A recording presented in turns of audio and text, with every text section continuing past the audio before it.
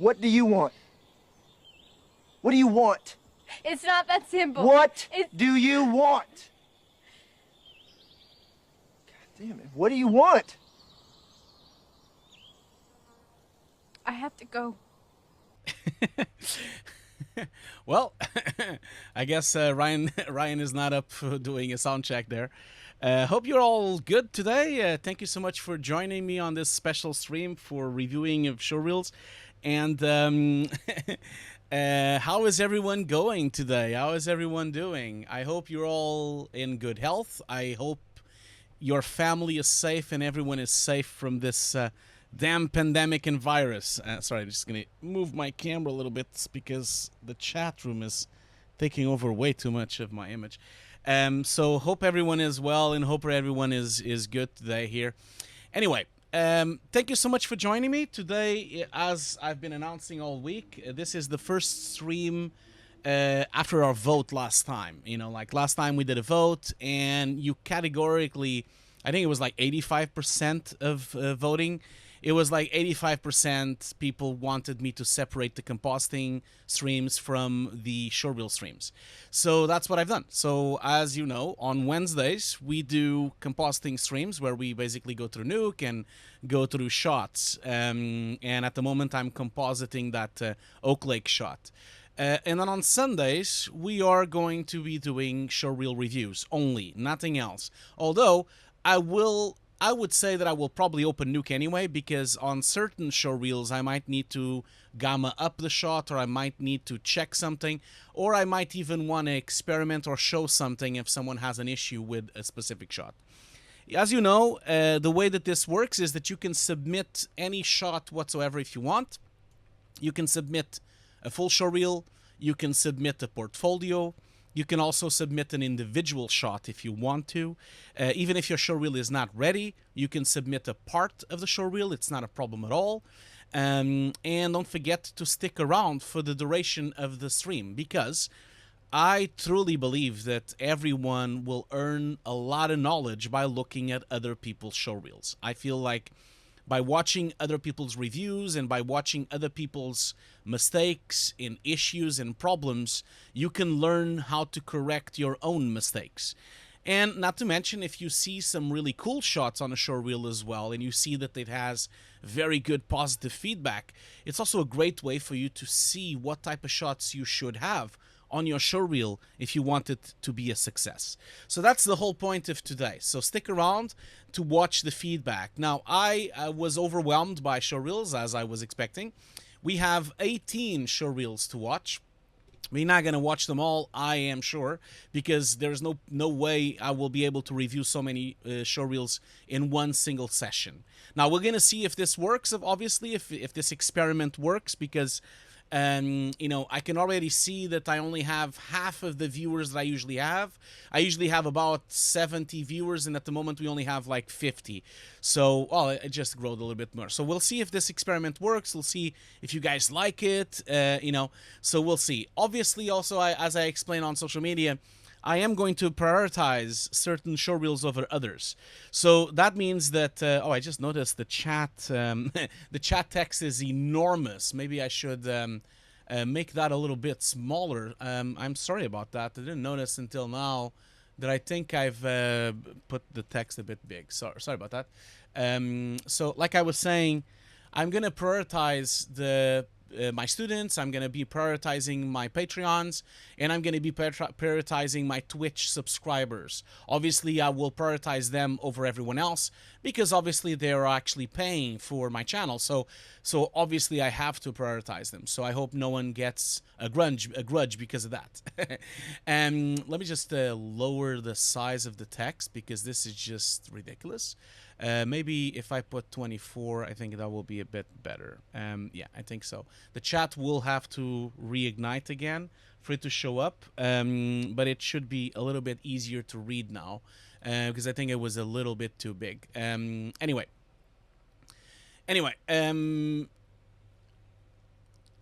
so, and don't forget also that not only we will be doing showreel reviews and shot reviews and portfolio reviews and give you advice for your career, if you have any questions, you can still ask them, okay? We have two moderators online right now. So we have CG Rockstar, which is Gels. He's one of the moderators, and Log Tulini is also moderating today. So if you have any questions, just let me know, and they will put the questions aside. And these questions could be, you know, anything about the show reel. It could be anything about getting a good CV. It could be anything about, you know, career advice. Whatever you guys want to ask, just feel free to ask, you know. And it could also be Nuke related stuff. I can open up Nuke if needed, you know, as well. So don't worry about that. Anyway, let's get going. Before, as is custom already, I'm going to thank my new subscribers and my new followers, because there's a bunch of them that just came in. So I would like to first start by thanking some new followers on Twitch. So I would like to thank Ahmed Sami07 for the follow. I would like to thank Biwi Jen for the follow. I would like to also thank NSCL for the follow, Sunflower for the follow, Azaz Shapes for the follow. Let's see here. Odd Jat L for the follow. Jacob Co 112 for the follow. Rec 327 for the follow. Rosie C20 for the follow. Nelsonator Nelsonator 63 for the follow. Killard Killard Ruv for the follow. Eddie Lee for the follow. iCam Skies for the follow. Maranelloc 18 for the follow. And then that's it. That's for it for today. So thank you so much for following my channel. And thank you so much for supporting my YouTube channel as well, and supporting Hugo's Desk and Twitch on YouTube as well. It's because of people like you and because of your followers and because of my subscribers that I can do what I do right now. So, first question that I have on the stream already here from Red27377. Any updates on the course start date? Yes, so like I said to everyone from the course on the updates on Kickstarter, the course will only start once Kickstarter actually finishes collecting all the data, all the information, and also all the payments from everyone. At the moment, Kickstarter has not yet done that. It takes up to 14 days to do that, and today it's day number 14, so it should be Monday, I would assume. Monday we will know and have all the details. Then once we have all the details, that means we have everyone's email, we have everyone's name, we have everyone's details, so we can contact the students, and then we'll start contacting. So I would assume that next week it will be the week of contacting people, making logins, getting everything ready, and most likely the week after we'll start the course. So that's my answer to that question. Now, like I said, if you have a showreel that you would like to be reviewed, if you have anything that you would like to do, just update it on the chat. Obviously, remember, I do have 18 people already right now, so it will take some time for me to get through all the showreels, okay? Just want everyone to understand that I am prioritizing Patreons and subscribers as well, so it will take some time, okay? I don't want anyone to be upset about that. It's just that it takes some time for me to go through all the showreels, okay? The chat room still looks a bit weird, so I'm just gonna like make a little small change here. Because it still looks a bit clumsy right now. Sorry about that. I'm just making a change. Okay. So let's start with, well, first of all, also telling Log to Lin here. So George Shot would be from Patreon, so you can put it on the Patreon list there. So today I'm going to start a showreel with, let's start the Showreel Reviews. As I said, if you have any questions, just post them on the chat, and I'll get to them as soon as I can. So I'm going to start with the showreel from from Andi Wenzel. So is Andi Wenzel on the chat? First off, I will ask that. So Andi Wenzel sent me a showreel to review. Andi Wenzel is one of my students, so that's why he's going first. Don't forget, if you want to be first, if you want to be up the ladder of the showreels, just become a Twitch subscriber. Don't forget that if you're a Twitch subscriber, you can subscribe for free using Amazon Prime, okay? So if you have Amazon Prime, it's completely for free for you to subscribe to my channel. You don't have to pay any money whatsoever. And I basically get paid from Amazon as well. So, Okay, cool. Andy is actually here. That's great. So, Andy, let's watch your show reel. I have downloaded your show reel. Now, Andy, I'm not going to put the sound on your show reel, okay?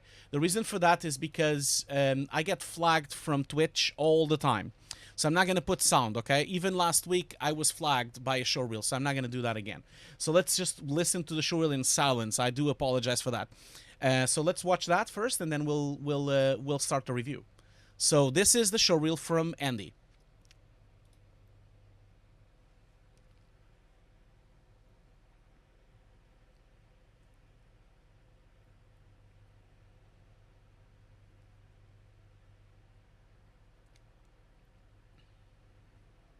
If anyone is asking, don't worry. The sound is supposed to be off. I just don't want to be claimed on YouTube or Twitch because of the music.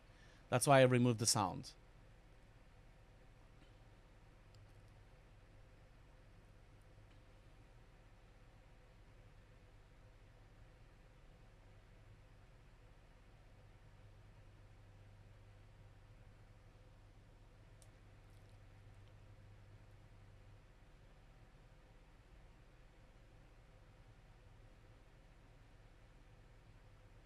You have a lot of variation on shots, Andy. A lot of cool stuff here.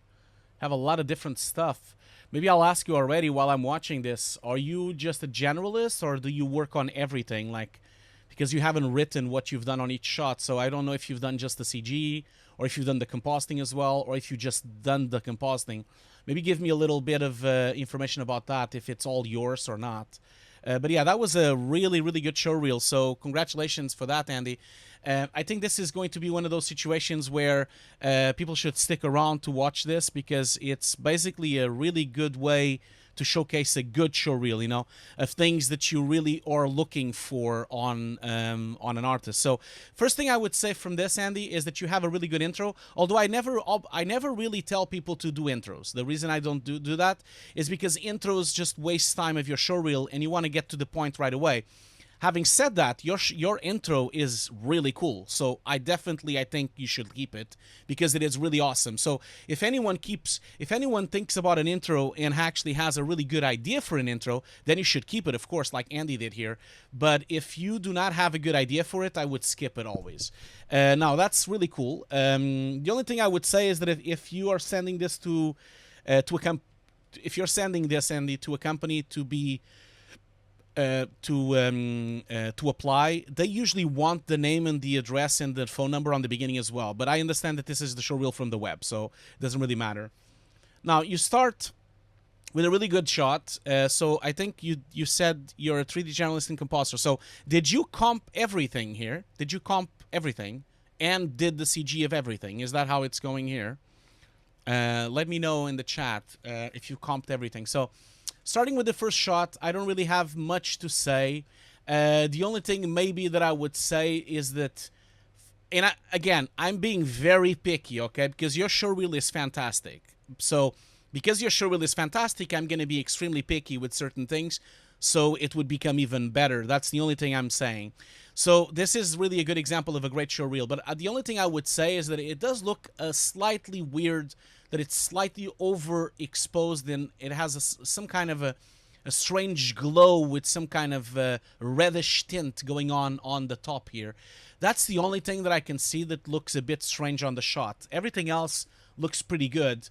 The other thing that I would say is that perhaps if these are really birds, if birds have been putting their feet on the wet if birds have been putting their feet on the wet sand, usually you kind of see it a little bit more deep, you know, like it's almost like the water is looking a bit strange because it's very, very blue, and it doesn't really give you a sense of deepness on these feet. But again, I'm being very picky, okay? I think it looks fantastic. I'm just like giving you little hints of feedback. This shot here looks terrific as well. Like, I think the first one at least looks better than the second one. The way that you've rendered the sand, the little rocks, it looks terrific. I would say that maybe fix this rock, because I can see the polygonal of the rock. I can actually see the actual edges, unless you found the first rock in the world that has straight edges, it is a bit strange that these edges are actually not round. So that would be the only thing that immediately came to pass when I looked at the shot. The other thing that I would say is, from an artistic point of view, it would have been nice if you had a bit more bloom coming in through these foliages, you know. I'm really nitpicking because the shot is fantastic, but I think that it would be nice if there was a bit more bloom coming out of this area. Maybe even consider having the sun a bit more in this area so you can put a nice flare, a bit more bloom, and a bit more nice lighting coming in so that all these little rocks peak up. It's a shame that you're not picking up some nice speculars from the rocks, you know? But the shot is fantastic. I really don't have anything to fault. I was just saying, trying to give you like some improvements. And I think the bloom would be nice. And also, of course, the rock being completely round would be a good thing to do, you know? Now, the second shot here. Now, this one I have a couple of criticisms to say. I think it looks beautiful in terms of the rocks and the sand. That looks really beautiful. The rock is here again. This time I don't really see any issues because obviously it's defocused. Again, I think when you look at how macro photography looks, usually you get more bokeh and you get more bloom on the bokeh, you know? That's something that you should consider. Like, that's the only thing I would say. If you look at macro photos, obviously I'm going to just randomly choose one here. But if you just look at macro photography to that kind of level, any hint of light behind gets really bright, you know. So let's just look at sand, maybe. Let's see if we can see some nice rocks and some nice lights, and let's see if we can find anything here that would be relevant for what you're doing there. Just want to see if I can find something that has a lot of peaks of light. I'm not really finding anything right now, but that's the problem with just randomly looking for images immediately. But even if you look at this image here, you see how bright the highlights are on the bokeh on the back. And I can actually see the shape of the lenses and everything. I would feel that maybe I should be seeing that here as well. For example, I should be seeing a bokeh, a more strong bokeh here. I should also be seeing a stronger bokeh there, because when you have a lens bokeh, it usually pings up all the light into the camera. So you get really, really bright highlights when you have bokeh. But again, I'm nitpicking quite a lot. Like, I think this shot is looking pretty good, you know? Then again, I would just say that I would consider that maybe you should consider maybe looking into the shading of this, because it just looks a bit strange to me. It looks a bit too opaque. It looks a bit too perfect to me. Usually it does not have this kind of perfection inside. Usually inside it has a bit of organic matter. It usually has some scratches. It usually has some sand. It's never this perfect. I think you're just need to put some imperfections in, you know? It was all rendered in Octane. That's great. That's great. But yeah, I think you should just push the bokeh and then try to get some more imperfections into the shell itself. Everything else looks great, so I'm not going to really nitpick anything else. Now, this shot here, look, these two shots look terrific. I think you did a really good job with the lighting and really good job with the realism of it, and the bokeh looks really realistic, looks really cool. I have really nothing to say about these two shots. They look terrific. I really like your ping of light, the constructions of the tires. It's all really cool. The motion blur looks like it's working rather nicely, although I would say that perhaps it should need more sampling, because I can see a lot of noise going on the motion blur. So you might want to consider up the sampling. And again, I'm nitpicking, of course, but it would be good if you can get rid of all this noise, you know. It would be really nice if you could get rid of all of it. So then moving on, this all looks good. These shots also look terrific. You even have some nice anamorphic bokehs, but you still have a sampling issue. You can kind of see that sometimes you have some noise in your sampling. You might want to consider either denoising the pass on AOVs, or you might want to consider just upping the samples. But this looks terrific. Really nice work in terms of motion graphics.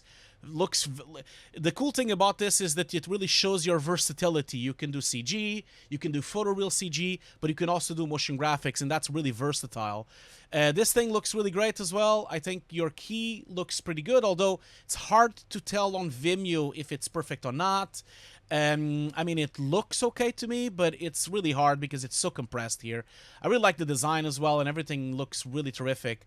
Really like your nice graphical displacement. That looks terrific. The key also looks good. You know, it's a very stylized shot anyway. Again, shows a lot of versatility, which is great. I'm assuming you mostly work in commercials because that's kind of what I'm seeing here. Again, this shot looks great, but again, you have the same issue again. You have a lot of noise on your CG. You might want to up the samples because again you have a lot of noise here on this area with all the rocks and the smoke.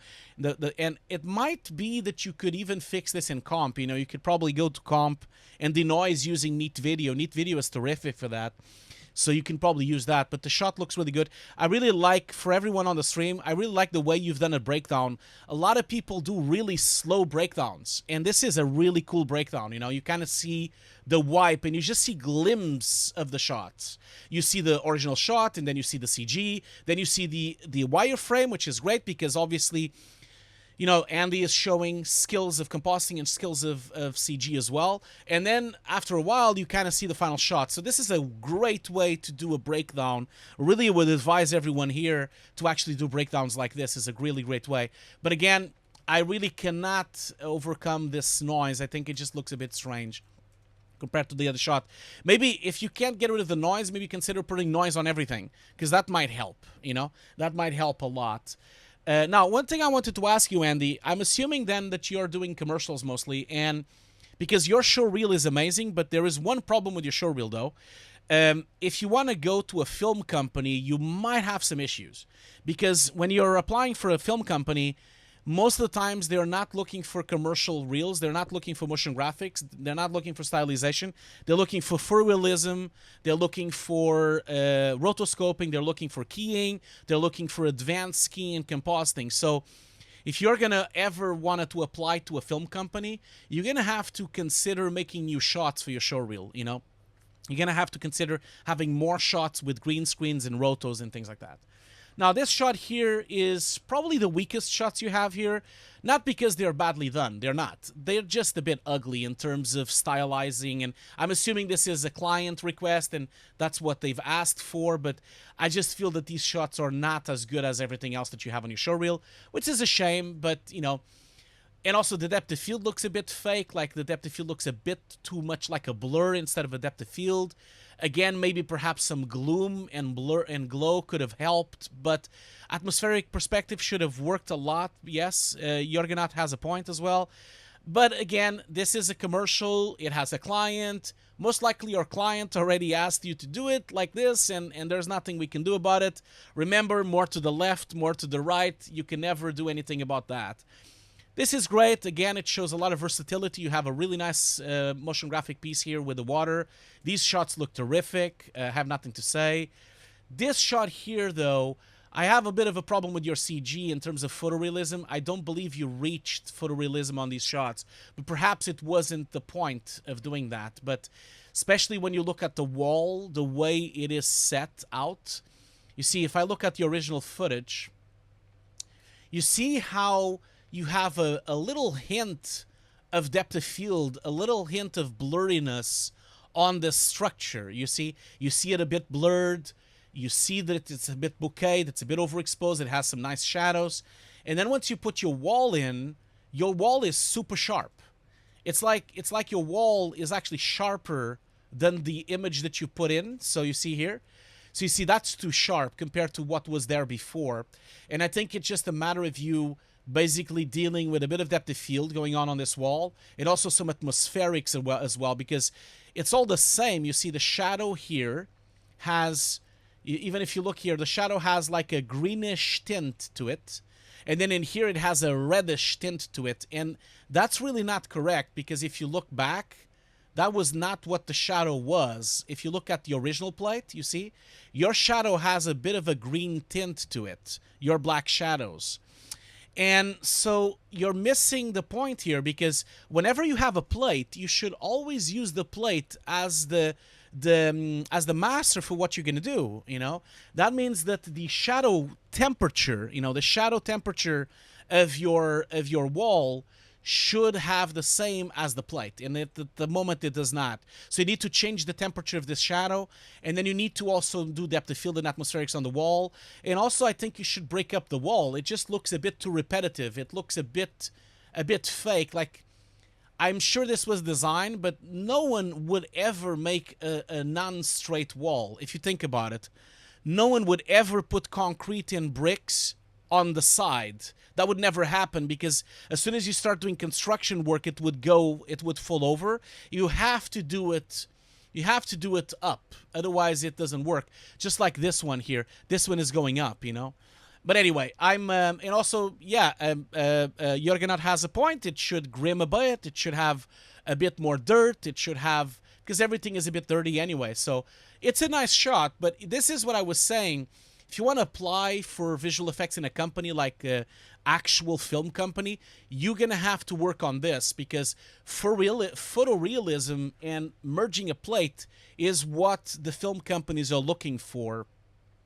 You kind of want to make sure the compositors that work on film know how to deal with shadow temperature, know how to deal with atmospherics, you know how to deal with depth of field, you see, because there's definitely a mismatch between, you know, like, for example, even here, if you look at the color temperature and depth of field, look at these rocks here, which are the ones that were actually done on set, if I'm correct. Just gonna scrub through here. Yeah, so the ones on set are actually not matching the rest. So you see, you can clearly see here the temperature is not correct. So that means the red, green, and blue, I would advise you to go to red, green, and blue to match these up.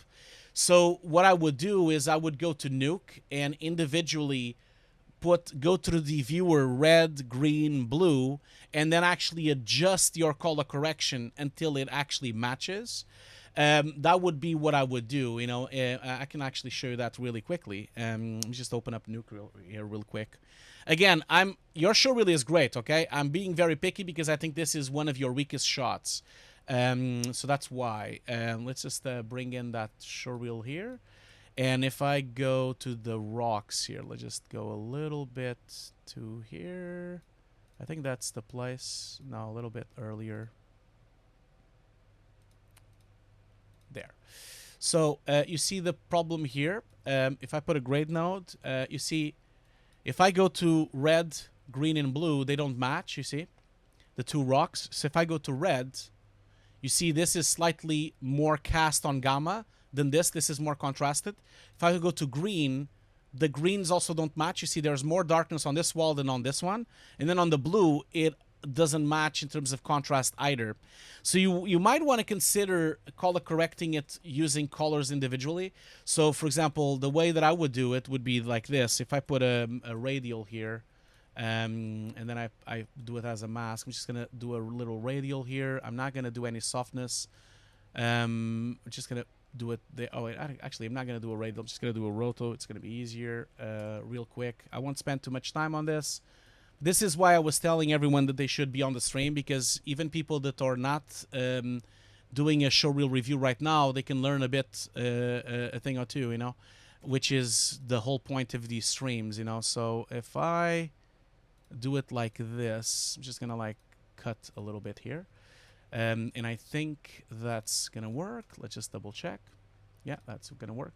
So what I would do here is I would go to my red channel, and then I would go, you know, if you look at this, it's mostly the gamma that is tweaked, like the midtones. So I'm going to open up my midtones, and inside my midtones, I'm actually going to brighten it up a bit, the reds. You see, if I go with higher reds, I can match that red tint, you see. And basically what you want to do is you want to get the same tonality between the both of them. And then I would jump into my green channel. I would do the same as well. Then I would go to my blue channel, and I would do the same as well. And then I would start looking at it. And you see, it's already getting a bit closer, although it's still not correct, of course. We still need to spend more time on it. But it's already kind of getting there. And obviously, that's the first stage. Then you would have to do the multiplication as well, not just the gamma. So the highlights as well might need to be tweaked a little bit. And I think that has to do with the fact that the brightness is a bit higher anyway.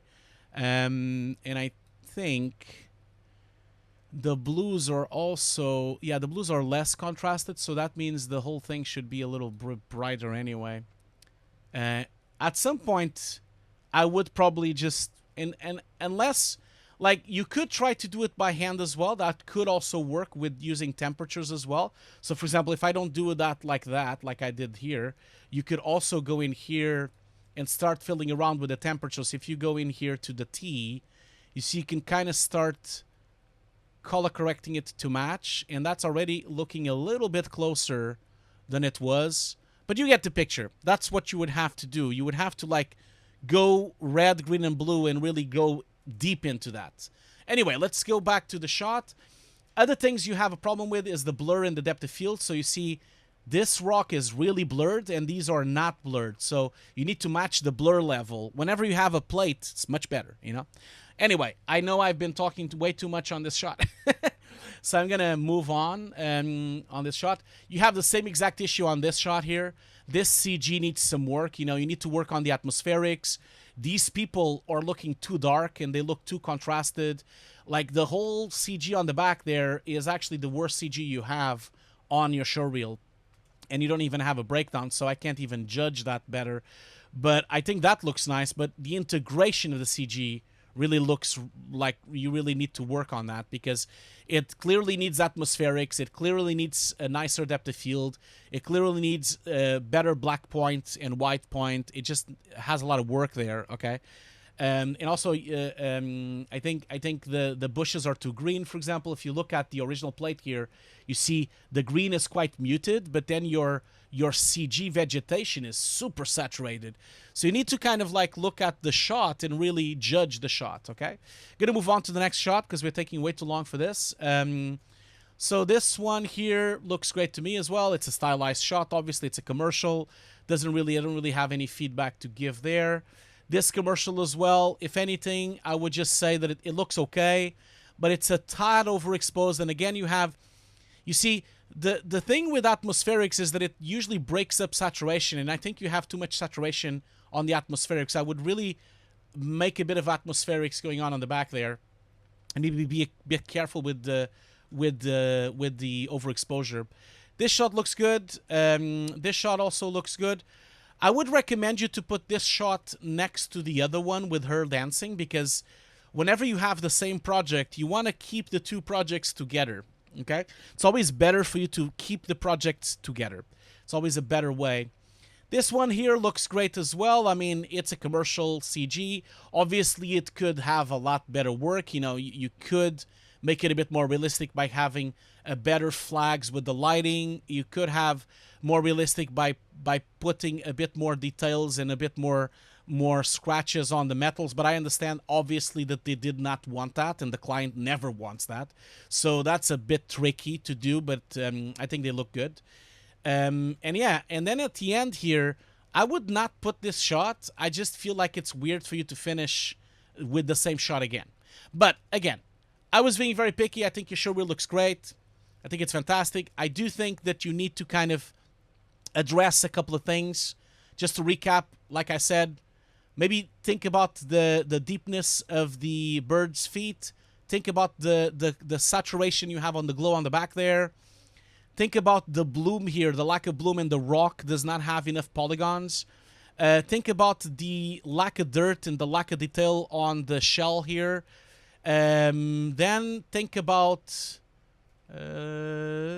putting the two shots from the theater together. I would consider skipping these two shots. I don't think they're good enough for your show reel. I think everything else looks better. So I would skip these. This I would leave. This looks great. And this thing needs a lot of work. You need a lot of work on here. Even here, look at the depth of field. The depth of field is not even matching. It's so blurred there, but then it's really sharp here. So you have major problems on this shot. And this shot, to me, if I was watching your show reel, if I was working on a VFX company, I would not hire you because of this shot. Because this shot really breaks like, it shows me that you are lacking certain abilities of photorealism. You're lacking some abilities of depth of field, lacking some abilities of shadow and white balance, and basically the depth of field checking, you know. Basically try to follow your plate as best as you can, okay? to try to mimic. I would skip this shot. This shot does not look good enough as well. So I would just treat this one and then skip that one. And then these I would keep. These are fine. This is fine. That's fine as well. I would skip. I would put this together with the theater, and then I would perhaps I would skip these shots. I don't think they're good enough to be on your showreel. They're not really material that shows me that you're really good at VFX. And yeah, and that's it. So I think you have a really strong showreel, but as you saw, there are still some problems and some stuff that you need to fix. I hope this was not too much for you, Andy. I'm really hoping that you did not get upset by my feedback. I hope it's all good. You know, I thought your showreel was really strong, so I was very nitpicking. But if I was, you know, if I was your supervisor at the mill, like as you guys know, on my, I used to be the head of Nuke at the mill for many years, and this was my job, was supervising and basically giving feedback to shots. And if I was your supervisor at the mill, I would have told you all of these things. Okay, so yeah, feel free to fix all of these things, and obviously come back. You know, come back with a better showreel so that we can kind of tweak it. It would be awesome if we can see the improvements on the showreel. Maybe even consider having new shots, new shots that that are not here as well. So yeah, it would be nice to have you back. Okay, so thank you so much. Sorry, just need to reduce the sound here. Thank you so much for showing the showreel. So now, before we move on to the next showreel, thank you so much for being here. I can see that this is really working for everyone. I can see a lot of questions. I can see a lot of showreels, and there's 81 people looking. So thank you so much for being here. It means the world to me for you to be here. As I said many times, I need to have an average of 75 people watching for me to become a partner at all times. And at the moment, we have 81 people. So we're good. We're looking good. We're looking good, guys. We're looking good. Let's just keep going like this so that I can try to get to become a partner, because that would really improve the chances of my streams to actually have more visibility on Twitch anyway. Thank you so much for this. Thank you so much for all of you here. So I'm going to go through a few questions. So I have a question here from CG Rockstar, which is Sejels. By the way, you should look into your stream. He's doing, CG Rockstar is streaming on Twitch every Saturday. I'll talk about that a bit later on. So he's asking, I've been struggling a bit with the linear slow motion shot with the old guy walking. Can't figure out the edge of roto. Should I share the Nuke script or keep it for review? You sent me the script. I can see that, Sejels, but I do not have this shot ready right now. So I would have to I would have to get the footage into this computer. I don't really have the material right now. Maybe I can do that during the break, okay? I'll probably try to do that. A question here from Psalm 2788. I have a question. So this is Psalm 2788. I have a question to ask regarding breakdowns. How are the drop-downs of different layers created? Well, this is a really good question, Psalm. There's actually a really good. Thank you so much for sticking around, Andy. And no problem, you know. Like I have no problem with the feedback. Oh, you're saying I'm working as a freelancer. Don't want to be part in a huge project. My dream projects would be cool creative shorts. Oh yeah, then if this is your dream, you know, it's a bit similar to me. I also work in short creative stuff. That's what I like to do as well. So you're very similar to me then on that sense. I really prefer working on really creative stylized projects than working in really big things, because I have more creative control. So then if you're doing that, I think your showreel is fantastic. I think your showreel was fantastic. I just feel that you could fix those things and become even better, you know. I just think you need to like, I would really advise you to take a lot of photos, because I feel like if you've done those little small mistakes with the depth of field and with the shadows and the colors, it's probably because you're not taking enough photos with a manual camera. I would advise you to get a manual camera, like a DSLR, getting a bunch of lenses, and really experiment with your camera to become better at taking photos. And also then you would become better. You would develop your eye for detail, okay? Anyway, learning photography would definitely help a lot, for sure. So going back to the question from Psalm 2788, I have a question to ask regarding breakdowns. How are drop downs or different layers created? So the way that you do this, Psalm, is that there's a lot of ways. You can either go to the Nuke script and render out sections of the shot. That means you're rendering just one layer and then rendering another layer and then rendering another layer. And then you can go to an editorial package. You can go to Premiere or to Final Cut or to DaVinci or to any editorial package you use. And then you can use wipes, or you can use dissolves, or you can use just art cuts. That's how it works. This is always why you should always try to be organized on your shot, because if you're organized on your shot on Nuke, then you are able to actually break down the layers. So that's how it works. You basically do it during editorial, Now, going back to the other question here, a question from SS Tracks. Oh, hi, SS Tracks. It's been a while since I've seen you on the stream. Thank you so much for returning. So SS Tracks says, Hugo, hi, Hugo. How is your new Mac Pro for compositing, and what are the tech specs? Well, my new Mac Pro is terrific. I was doing a review, and maybe I'll do a poll because of this, because I was thinking if I should do the review or not, okay? So, should I finish my Mac Pro 2019 review? The reason I didn't finish it yet is because I thought because of the pandemic, no one cares about a review of a Mac Pro right now. But maybe I'm wrong. Maybe people would like to see it. So let's see here. I'm going to put this voting for 3 minutes. No, 5 minutes. I'll put it for 5 minutes. There's no additional votes, so only one person can vote. I'm going to make that thing here. So I made a poll here, so be sure to vote on the poll. So should I finish the review of my Mac Pro? Because I did it. I did maybe half of the footage. I filmed maybe half of it. I have a bunch of benchmarks. I have a bunch of Mac Pro using Nuke, Mac Pro using Maya. I've tested multiple systems. I've tested it on Windows. I've tested it on Mac as well, because I'm running Windows on it as well, and I'm running Mac OS. So I have a very, very complex review made. But I kind of felt like because of the pandemic, maybe people didn't care, because no one can really buy a Mac now, and people are probably not caring about these kind of things. But let me know. Let me know on the pool here. I have a voting. Just go and don't forget you still have 5 minutes to vote. And let me know if you think it would be nice to do the review. So to answer your question, SS Tracks, the computer is amazing. Yes, it is amazing. It's the best computer I've ever had. And I... more to the left? No, a little bit more to the right. A little bit more to the left. No, a little bit more to the right. Just a little bit more to the left. Just a little bit more to the right. Just a little bit more to the left. Just a bit more to the right.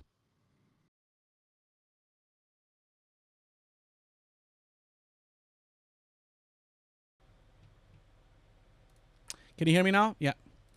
Sorry about that, guys. For some reason, I got muted. I'm so sorry about that. So, sorry about that. I am so sorry about that. I don't know where we got muted. Let's just see here. Yeah, as I was saying, oh, I did a mistake on my on my vote. I put no with an M. Sorry about that. I just saw that now. As I was saying, Anonymous has just gifted a sub to Som. So Som, now you have access to some now you have access to some emotes, which is great. So I am back now, Som. I think so. At least I can see the audio there. Aren't I back? Yeah. So thank you so much for being a subscriber.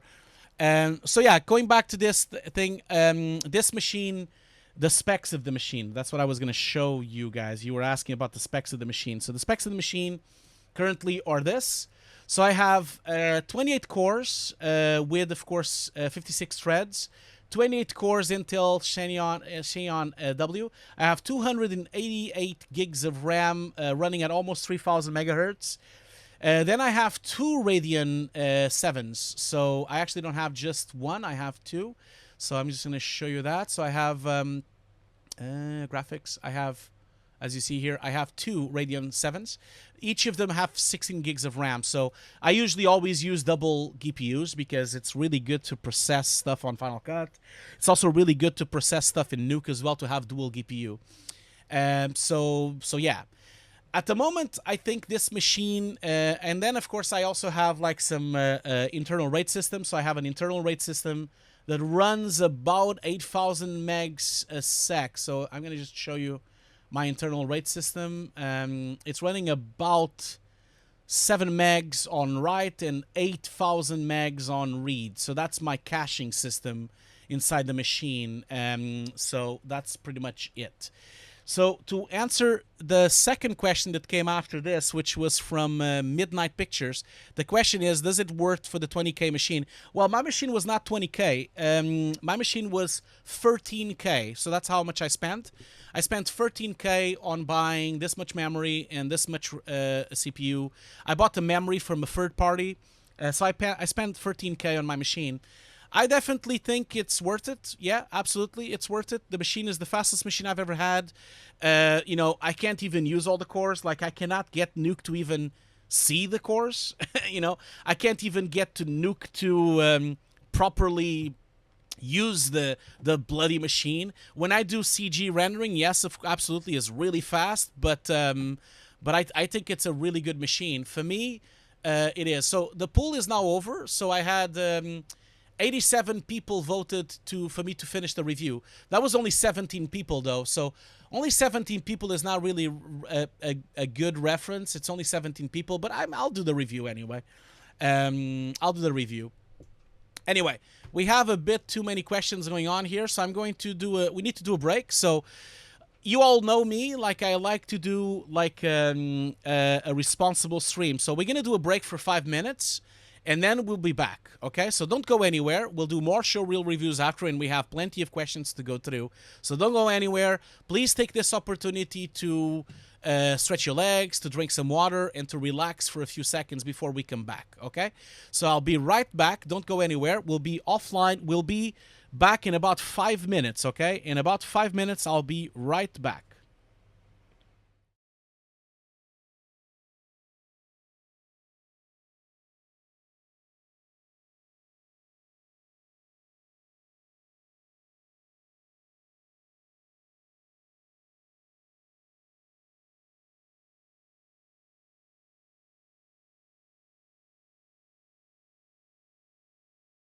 Okay, I'm back. There is a lot of... oh, the chat room is now with a different color. What happened? Oh, man, I'm not really... This is not working, is it? Like, I'm having a lot of issues with the chat box today. As you see now, it's transparent, which is not going to help anyone. Anyway, I don't think I need the chat room on the... do I need the chat room on the screen? I mean, not really, is it? Because we can all see the chat room anyway. But yeah, for some reason the color is now not working. I don't really know why. I didn't make any changes. We just like came back, and now the chat box is like transparent, not transparent now.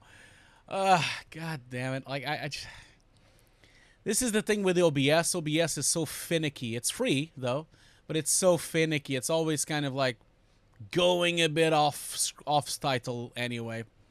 Anyway, I'm well, I'm not really sure why it did that, but the only thing I can really think of, yeah, it doesn't really work. I can't really change it anyway. Well, it doesn't matter. Like, we'll just keep it as it is, and we'll think of something. Yeah, for some reason it's not. Well, never mind. You guys can read it on the side. Anyway. Going back, we have a lot of questions. So you guys today are non-stop with the questions here. So I'm going to just like basically go through some of the questions here. I'm gonna remove the chat box because there's no point of having this thing like this. I'm gonna remove it completely. So let's go back to the questions. So I hope that answered your question about the Mac Pro. You can see my review. I'll talk about why I think it's a great machine. There's no point of us discussing this any further. I say everything on the review anyway. Let's see here the questions before I go to another show reel. Psalm2788 says, like you see on ILM, the different layers fall down from x-axis in a script with a transform. Yeah, exactly. Like ILM does that with the different layers coming down. That's exactly how you do it. You basically have to either use the 3D system or use After Effects, or even use in Premiere, you can lower the layers if you have an alpha channel. So that's exactly what they do. You don't need to do it in Nuke, that's for sure. You don't have to. It's probably going to be too much work to do it in Nuke. I would advise you maybe to do it on an editing application. It's probably going to be a bit more simple, you know. A little bit more to the right. A little bit more to the right. A little bit more to the left. A little bit more to the right. So I have a subscription here from Og Driz. Thank you so much for the subscription, Og Driz. Just a little bit more Much appreciated for the subscription. As I always say, the subscriptions really help my channel, and it helps me to keep afloat during these hard times, for me to have the channel open and to keep it open, you know. So thank you so much for subscribing. Much appreciated. Now, let's continue here the questions and then move on to the second showreel. By the way, the second showreel we're going to view is a showreel from Patreon. So this is going to be Nelsinho Maior. So Nelsinho, which is from Brazil. So Nelsinho, are you on the chat? Just to know, just so I can see if you're in the chat or if I need to move on to the next person that is going to watch the showreel. Like I said, I'm watching the showreels by order of people sending it to me. And I am prioritizing people that are Patreons and subscribers of Twitch. So if you want to be prioritized on the showreels, you have to become a Patreon or a subscriber. Otherwise, you'll have to wait a little bit longer. But don't worry, don't worry. I am making this every Sunday, okay, during the pandemic. So I'm going to basically be like... If we're gonna have a pandemic, if we're gonna have like a lockdown for 7 months, I'll be doing this for 7 months. So every Sunday I'll be here to do the showreel reviews until we ran out of showreels. But we'll never run out of showreels. Don't worry. Anyway, so just to see if Nelsinho was here. Is Nelsinho here? I don't see him on the chat. So if Nelsinho is not here, then I might skip his showreel and do it next time. Yeah, let me know. No, a little bit. Oh, look at that. Audriz just gifted 1 sub. Thank you so much for that. Thank you. A little bit more to the right. A little bit more to the left. A little bit more to the right. So thank you so much, Audriz. You just gifted Gabriel Wolf a subscription. So thank you so much for gifting the subscription. Much appreciated. Much appreciated. So... more to the left. Oh, another one. Look at that. So Red Vant is subscribed as well. I'll go through the subscriptions in a minute. Going back to the questions here. So and let's see if we can find Nelsinho. If Nelsinho is not here, we need to skip to the next artist. So if Nelsinho is not here, the next person is going to be Danderson 3D. So that's going to be the next person. Danderson 3D. Hope he's here. If Danderson 3D is here, then we can do him instead. You know, just gonna pause. No, we've already done Daniel Danderson. Yeah, we've done this one already. This is the Irishman. Yeah, we did this last week. Sorry about that. So that should have been already flagged. We already did it last week. So then after that, it's going to be, let's see here. It will be Skill MTN. So it's going to be one of my subscribers from Twitch. I hope Skill MTM is here. Let's see here. I'm just going to download his showreel just so we can see it. So I guess his name is Skandar B. Skandar B. Is he here? Is Skandar B here? Don't tell me no one is here. Like, no one is here. Okay. So I'm doing these showreels and no one shows up to see the showreel. Okay, I'll give a couple of minutes to Skandar to say if he's here or not, and then I'll move on to the next person. And I'm gonna flag. We need to flag here. So Sajels or Linny, you guys need to flag here the showreel from Danderson because we've done it already. We've done him already. Yeah, so isn't that your showreel? Maybe that's the wrong link. Wait a minute. That's the link I have, at least, for you. Yeah. That was the Irishman. That's your own showreel, man. You don't know your own showreel? That's this showreel here. Wait a minute. Where is it? Where is it? Sorry, just a second. Yeah, it's your showreel. Your showreel has been already done this last week. We did a review on your shots, didn't we? Yeah. Well, Danderson, we did that last week. Oh, you weren't here. Shit, that's right. That's right. Now I remember. You weren't here, so I just watched the reel, nothing else. We didn't really go through it. You actually weren't here. Do you want to do it now? Should we do your showreel now then? We just played it. That's right, because you weren't here. If you want me to do the showreel, I can do it. I can do the review now. I don't have much to say though, man, because your showreel is really good. So you don't have much to say, but I'll still do it. I'll do all of you. If you've submitted it, I'll do it. Okay. Okay. So I wanted to ask Andi. Is Andi Wenzel still here? Andi was the first person we did the showreel review. Is he still here? If Andi is still here, I wanted to ask Andi, do you allow me to make a YouTube video out of your review?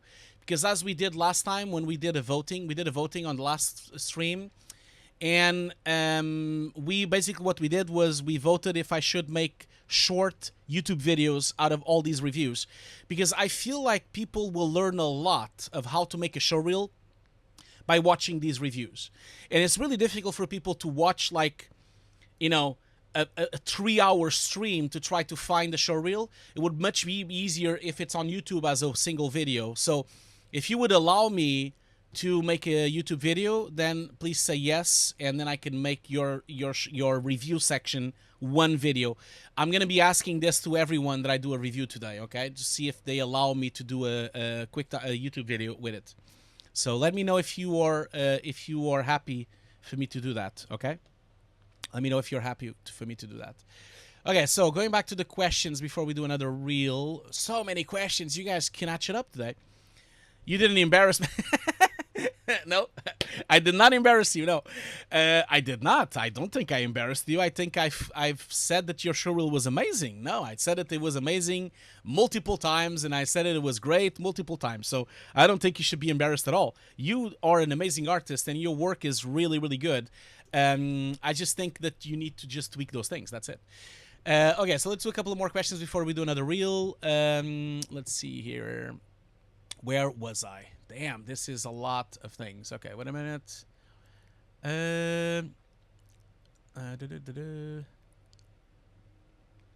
Okay, Danderson 3D says, does Crossfire work well with multiple GPUs? Well, Crossfire does not work on Mac. Okay, so Danderson 3D, Crossfire does not work on the Mac. So I can only get Crossfire on PC. But you don't need to get Crossfire on macOS because the applications themselves use the multiple GPUs. So, for example, Final Cut Pro uses multiple GPUs to process, DaVinci as well, and Nuke as well. So it splits the frames between the two graphic cards. So you don't really need to have Crossfire. In fact, Crossfire has been discontinued by AMD. AMD is not going to do Crossfire anymore. So I think they're gonna skip this, you know. So that was that question. Let's see the next question here. Did you buy the wheels on the Mac? No, of course not. I'm not crazy. You can actually see it here on the chat. You see, these are just the normal feet. I didn't buy the wheels. I mean, why would I need to wheel my computer? Although a lot of people complain about the wheels, I understand why they made the wheels, because the wheels are too expensive. Of course, it's ridiculous, the price. But I understand why they made the wheels, because a lot of times these computers are the computers we use on set for DIT, you know, for processing the plates, for converting the plates, and also to review shots on set. We use these kind of machines. So having wheels makes sense because on set is so much easier to move things around with wheels. So I understand why they made it, but I don't understand why it's so expensive. That's stupid. It shouldn't be so expensive.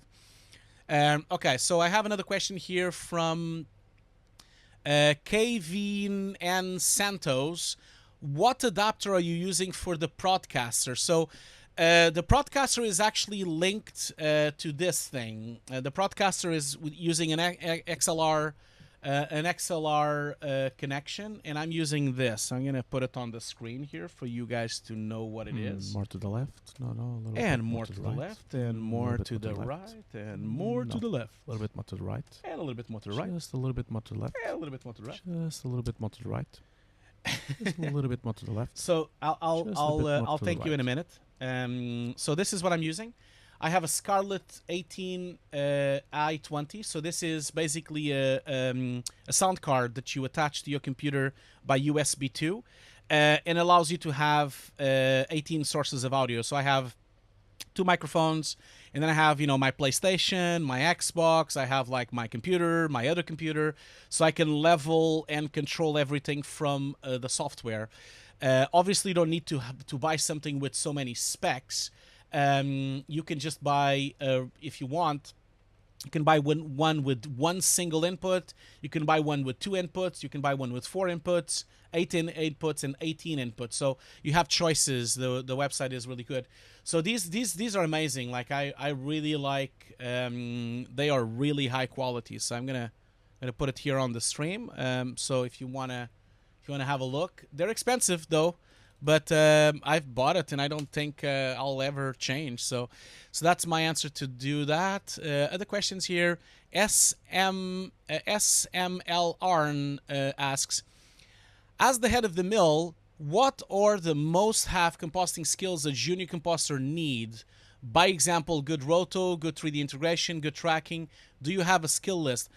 I don't have a skill list, but I do have a video about this. Have you watched my video on YouTube about this? So I have a video on YouTube about breaking into the industry. So maybe have a look at that video. I'll put it on the chat here for you to see.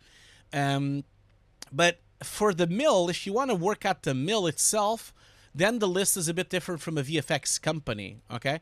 Because the mill is a commercials place. So on a commercials place, you want to make sure. So yeah, the video, by the way. So let me just do here. So I'm gonna tag you, so you can see the video. So that is the video. So you can maybe watch this video. That video kind of explains a little bit, but in terms of working in commercials, you kind of want to consider having some motion graphic stuff. You want to consider having some stylization shots. You want to consider having some photorealism shots as well. But if you're working in film, then you want to consider having keying shots. You want to consider having roto shots and have a lot of cleanup shots as well. So that's one of the key things for you to kind of consider when working on a place like the mill. If I was getting a showreel, I wanted to see a broad range of work, a bit like Andy's showreel. You know, Andy's showreel really showcased a huge broad range of work. That's what you kind of want to see on a showreel for a company like the mill. Okay, so last question for the moment, because we have a lot more questions, but I need to move on to the showreels. So I have a question here from Joel Pitrell. Is Foundry doing a virtual NAB? I have heard of this. Yes, I have heard that they are planning to do a virtual NAB. Most companies are doing those kind of things now, so I'm assuming that will happen. Yes, for sure. So yeah, before we go to the showreel, I would like to thank you so much. I can't believe that we are running 100 viewers right now. Thank you so much for that. Much appreciated.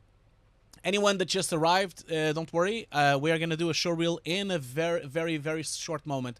I would just like to thank Osama VFX for the subscription tier 1. Thank you so much, Osama. And, no, Osasa. Sorry, not Osama.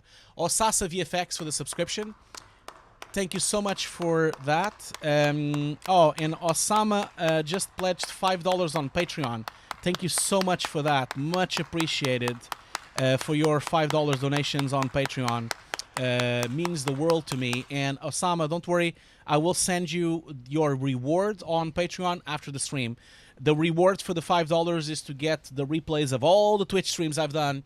I've done 42 Twitch streams so far, so thank you so much for subscribing to my Patreon. And Osasa VFX, thank you so much for the subscription on tier 1. Thank you so much, Red Vent, for the subscription Prime as well. Much appreciated. So let's move on to a showreel review. The showreel review we're going to do is, let's see here. Where is it? I need to download it. I think it's this one here. Yes. So this is Daniel Anderson's showreel. We saw this showreel last week. Daniel, I'm going to watch the showreel with no sound, okay? Because I don't want to have... I don't want to be claimed, so I'm not going to put any sound, okay? So let's just watch the showreel first.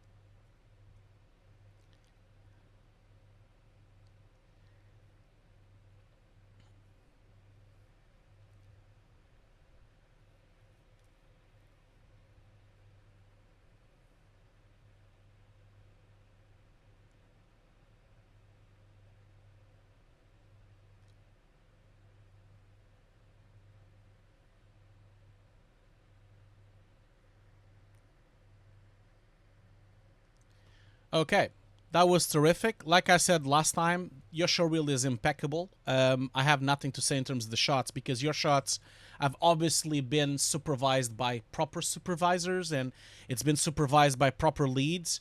I think your showreel is really remarkable. So, you know, there's not much to say. I think you've done an amazing job. I only had some little small nitpicks, which I did say last time. So before I even start, Daniel, would you allow me to use this as a video on YouTube?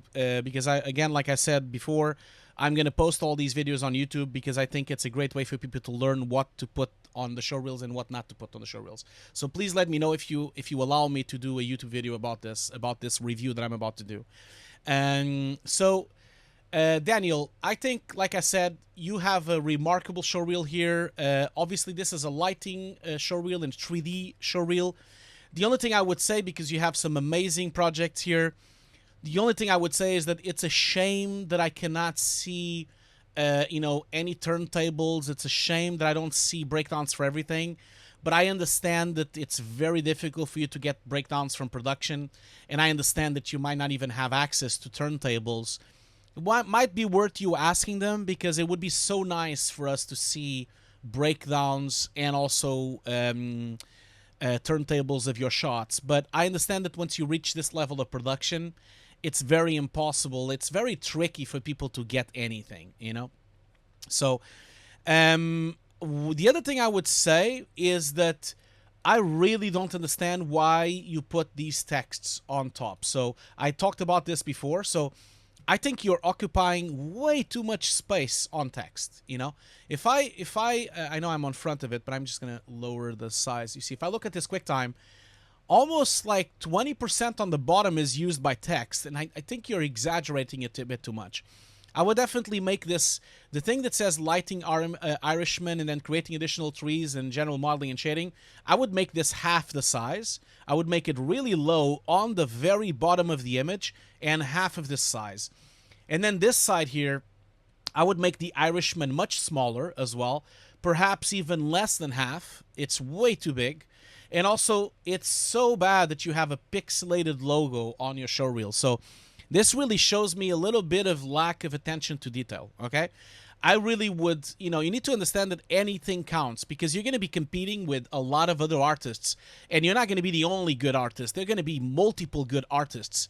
And this thing with the showreel having the logo so big and the pixelization would really at least bring me down on terms of your, of me thinking that you have attention to detail. So you need to kind of be careful because these are kind of like, for me, red flags for that, okay?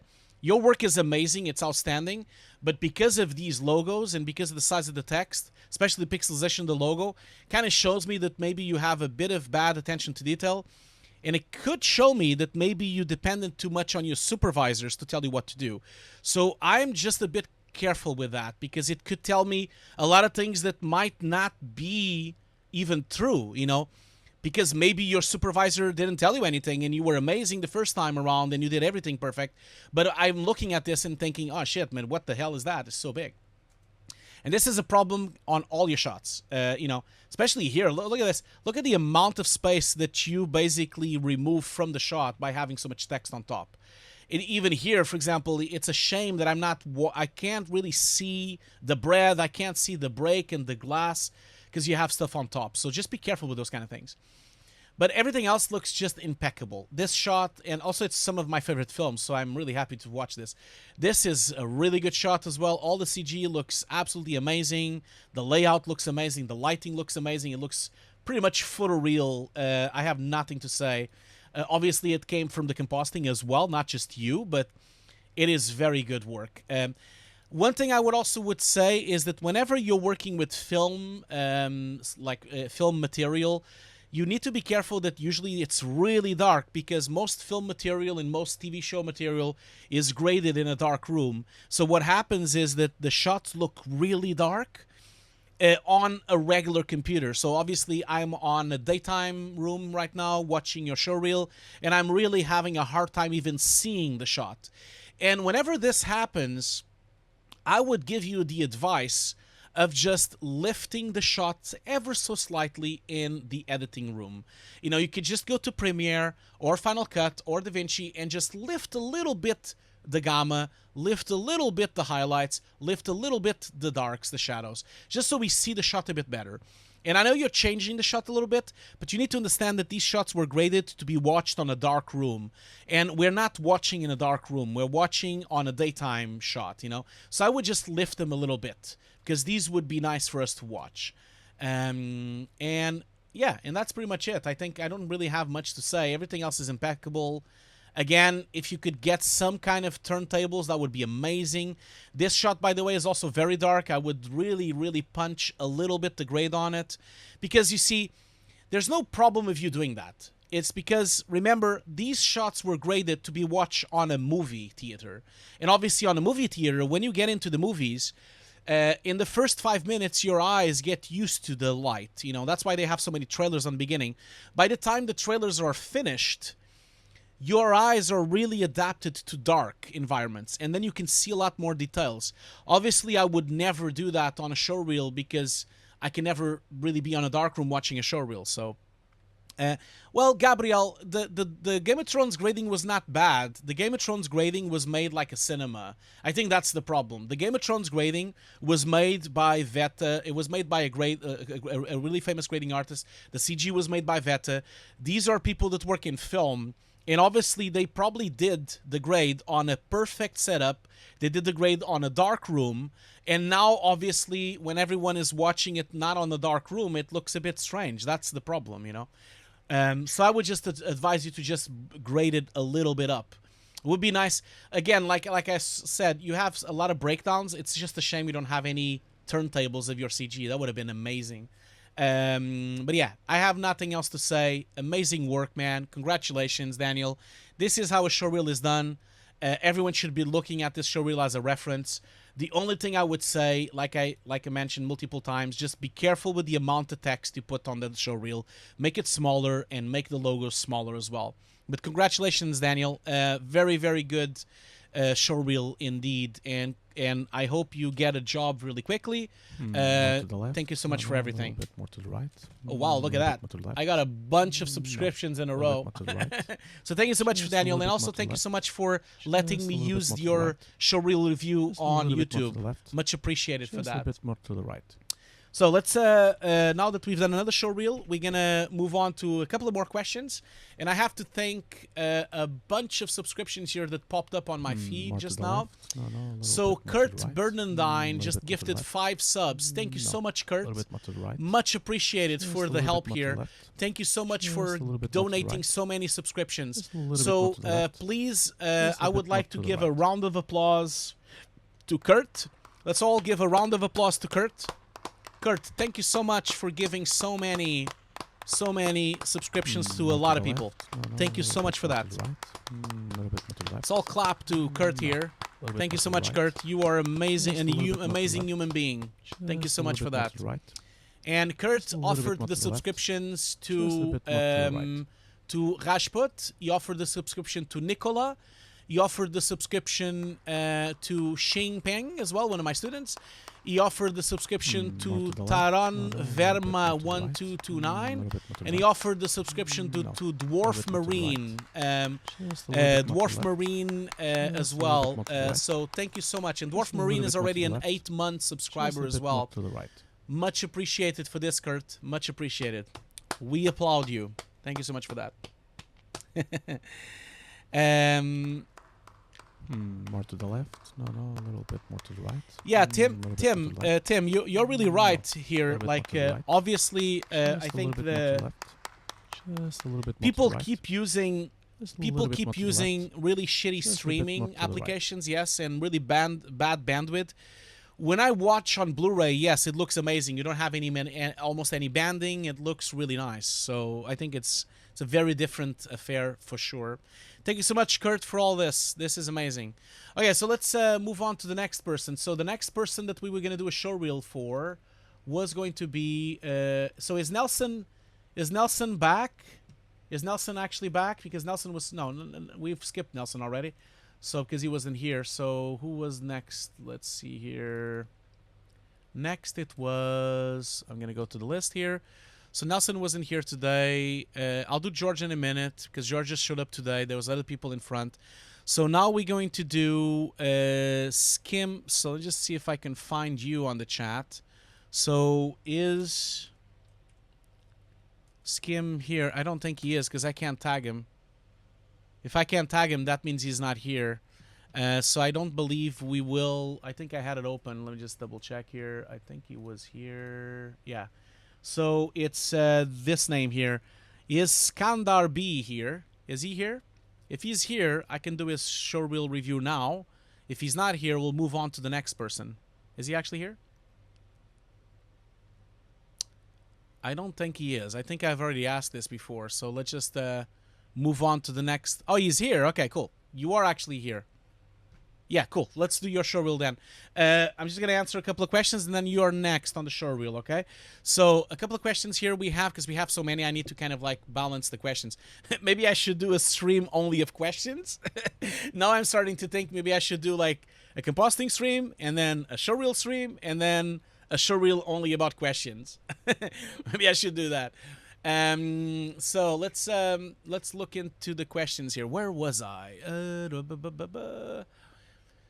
Yes. So Rashput asks, which professional 10-bit monitor would you recommend and broadcast as well?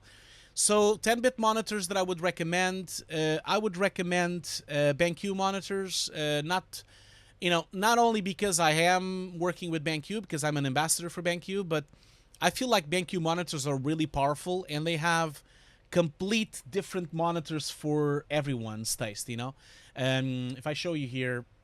The cool thing about BenQ is that they've made it so much easier. They're a lot cheaper than Enzo, a lot cheaper. So that's why I recommend. But then when you go here, you see they have specific monitors for designers, which means they are really good for people that are using CAD, people that are using Maya, 3D, and just regular modeling. They're a bit cheaper, and they don't have hardware acceleration. But they are, so that's why they're cheaper, because they don't have hardware acceleration. But they're really good for regular CG.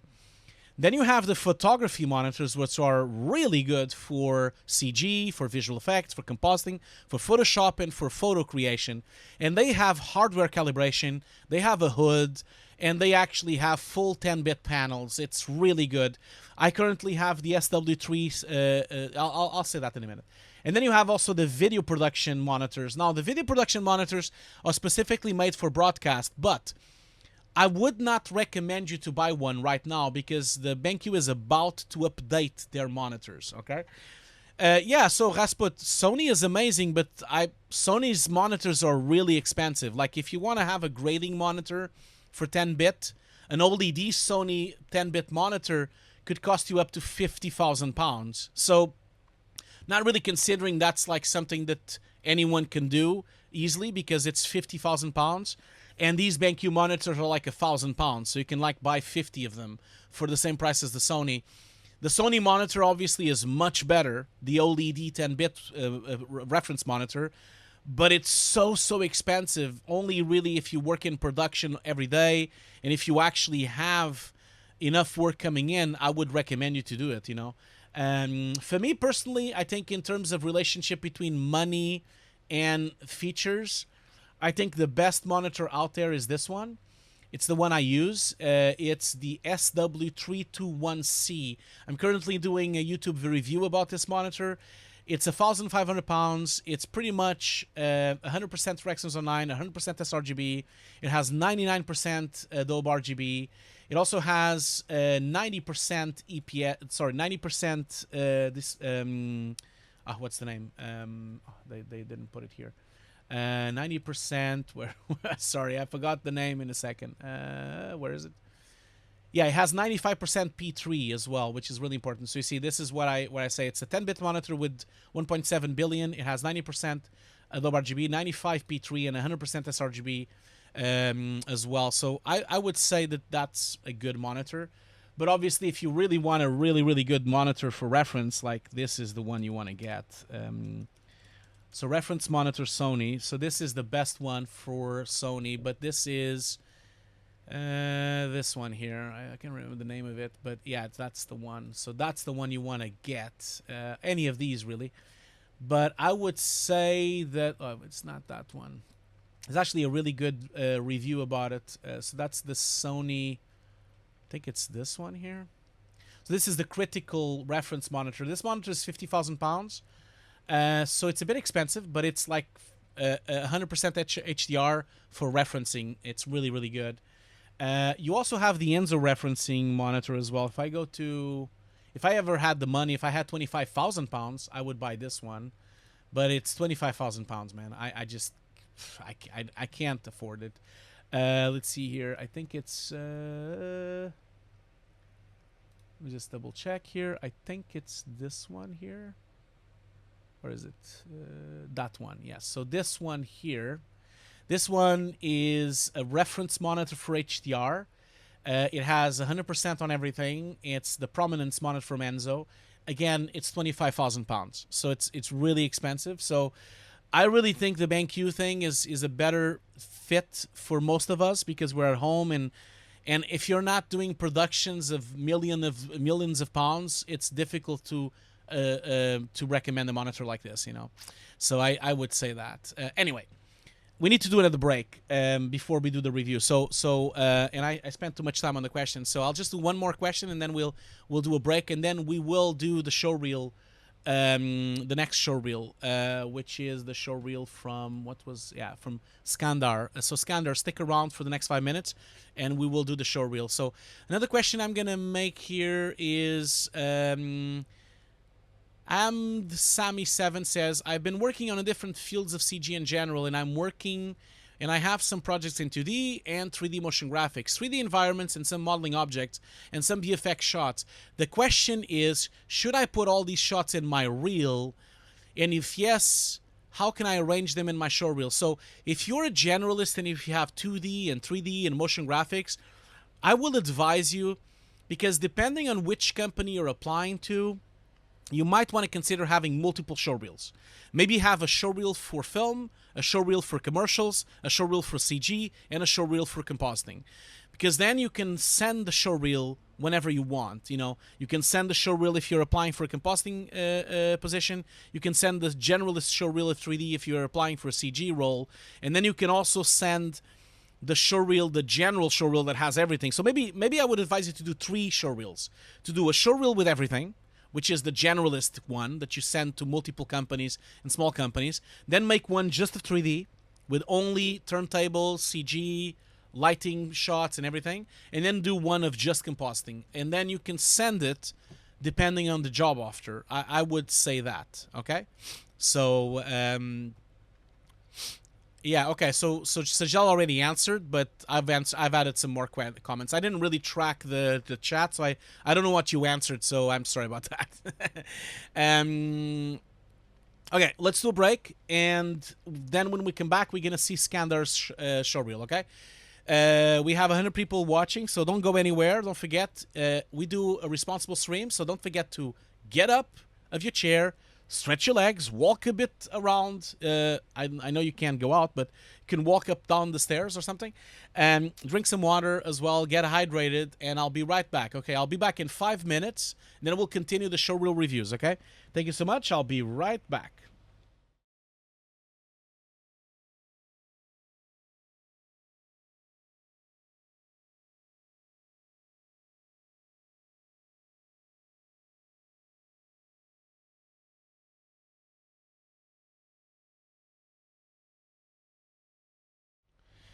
Sorry, I'm back. No, I don't have the ice. I'm sorry, I'm disappointing. I have all my water inside this thing, and this thing has ice inside, and this really makes it really cold. This was actually given to me by the Foundry from Atera when they used to have, but the Atera logo is gone now. But sorry about that.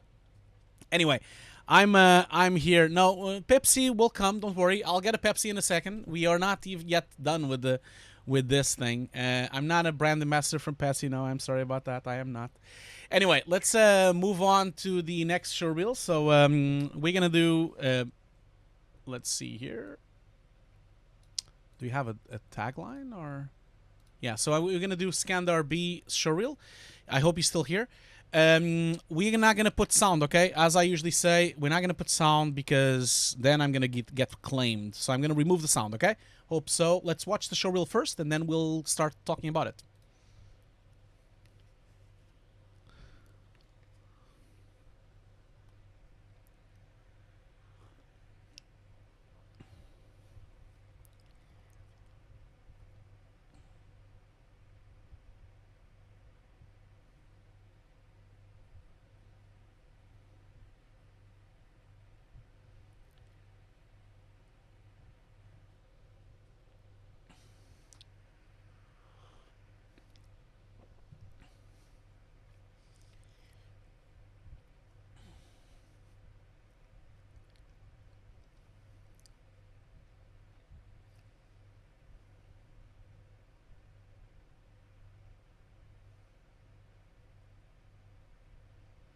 I know this is boring without sound, but you can all watch it. I can put the link on.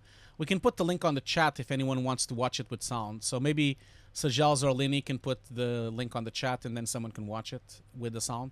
It's just because if I put the sound, I'm going to be flagged, and then the whole video will be flagged. You know. Okay, cool. So this was really interesting. So I wanted to start. I wanted to tell you one thing. What exactly, well, first of all, let me ask you this. Like, would you mind if I make your showreel review one video on YouTube? Would you be happy to do that, or you don't want to have that kind of publicity? Just wanted to ask you if I can make a YouTube video out of this review that I'm about to do. Is that okay? Or if you, it's no problem if you don't want to. It's not a problem at all. It's not an issue at all, okay? Just let me know, honestly, if you don't mind. Because I feel like it helps a lot of people to watch these reviews. I do think so, because it gives them hints of what they should do and what they shouldn't do. So anyway, Skandar, I hope I'm pronouncing your name correctly. So Skandar, I think your showreel was really interesting, and I'm assuming you want to become, you want to be a motion graphic artist. That's what I'm assuming. Are you still here in the chat? So I'm assuming you want to be a CGR, a motion graphic artist, because it's so driven, you know, so driven by motion graphics. And then the other thing I wanted to ask you is your showreel actual productions, or are these just tests? Because I wanted to ask you that as well. Because if it's production, then my feedback will be different, because obviously production has the problem of having feedback from the client, and has feedback from the production company, has feedback from ad companies. So it's always a bit tricky to judge feedback from there. I'm always a bit concerned about giving feedback from people, from projects that have already been out in production, because it only persons that work, you know, I think from this chat here, any of you, you know, you can ask Sajels, you can ask George, you can ask a bunch of people here on the chat, people that have worked in the industry already. It's so difficult to get your clients to allow you to do something good. You know, a lot of times clients are picky, and a lot of times clients want really strange things, and a lot of times clients want weird stuff.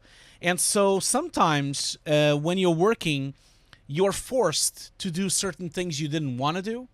And so that's why I always refer to not give so much feedback if I know the shots are from a production that has been out already, like a commercial or film, because I know that even if the artist wanted it to look better, there might have been a client that did not allow you to do the best work. You know, usually from my experience, when I have shots, imagine I have 20 versions of a shot. I would say that categorically almost every time, you know, halfway through my production, that's when the shot looked the best. And then after halfway through, you know, that means imagine if we're doing a production for 3 months. About a month and a half in, it looks amazing. And then the last month, it's just gonna get better, gonna get worse and worse and worse and worse, usually by feedback. So it's very difficult for me to give feedback on showreels that have production shots. For example, you notice I didn't give feedback to Daniel because those shots have been approved. There have been directors approving them, there have been producers approving them, and there are other conversations going on that go beyond the look of a shot. There could be production issues, there could be budget issues, there could be deadline issues. So never judge other people's work, okay? Because if you're working for production, most of the time the work you do is not going to be the actual full quality that you can achieve. That's what I'm saying here. But anyway, he did answer already that most of them are tests done with limited CPU power, but client work as well here. Okay, cool. Yeah, so that's the first thing I would say. I think you have really interesting shots here. So Skandar, the first shots look really nice, but it's a shame for motion graphics. It's a shame that it's so noisy. Although it's helping the shot a little bit, I would really try to make an effort. By the way, I tried to download this shot, Gels, and I couldn't download it. For some reason, I can't download this shot. Because I wanted to, yeah, access denied. So the link of download is not working, Sajels, for some reason. Not sure why. It says access denied. So I can't really scrub through the shot as I wanted to. I can't really like go frame by frame. But anyway, as I was saying, the noise could help with the shot, but it's really distracting at the moment. And I think it would be nice if you could like remove the noise and make it a bit more visible, because it's so dark at the moment that I can hardly see what you've done there, which is a shame, because it does look really interesting, and it's really, really dark. The same goes for this shot here as well. You made it so dark. This shot really reminds me of shots from Under the Skin, which is an amazing film called Under the Skin. So these are really, really nice creative shots. But again, you went a bit too far with the darkness, and it's so dark that I have difficulties on trying to see what I'm watching, you know. So that would be nice if you could work a bit on that. The shot with cutting the fruit, I think it's a bit unnecessary. It doesn't really fit in, and the quality of it is a bit subpar. Like the fruit doesn't look really realistic. This thing, even if it's a motion graphic shot, it would be nice if it had photorealism into it. So you see, they look a bit too thick. They do not look fresh. They don't have any wetness to them. Usually these kind of when you cut it with a slicer like this, it usually gets a bit wet. It usually gets a bit broken. It has a lot of details, and obviously this noise is really not helping. And this thing, I can't really tell what that is, this black thing here. So it's really difficult for me to judge that in that sense. Oh shit. Lost my mouse. Sorry, just give me just a second. I lost my mouse, and this is a bug that exists on this software that is really annoying. Let me just get my Wacom tablet. It's a bug that happens on this software all the time. Because I'm using Synergy to go from monitor to monitor, and whenever I zoom in on a monitor, that's the problem. Because if I zoom into a monitor, then if I go to another monitor, if I'm zoomed in, the Synergy thing breaks. And then I lose connection with the other computer. So sorry about that. So Giles gave me another link. Let me just try that link to see if that one works.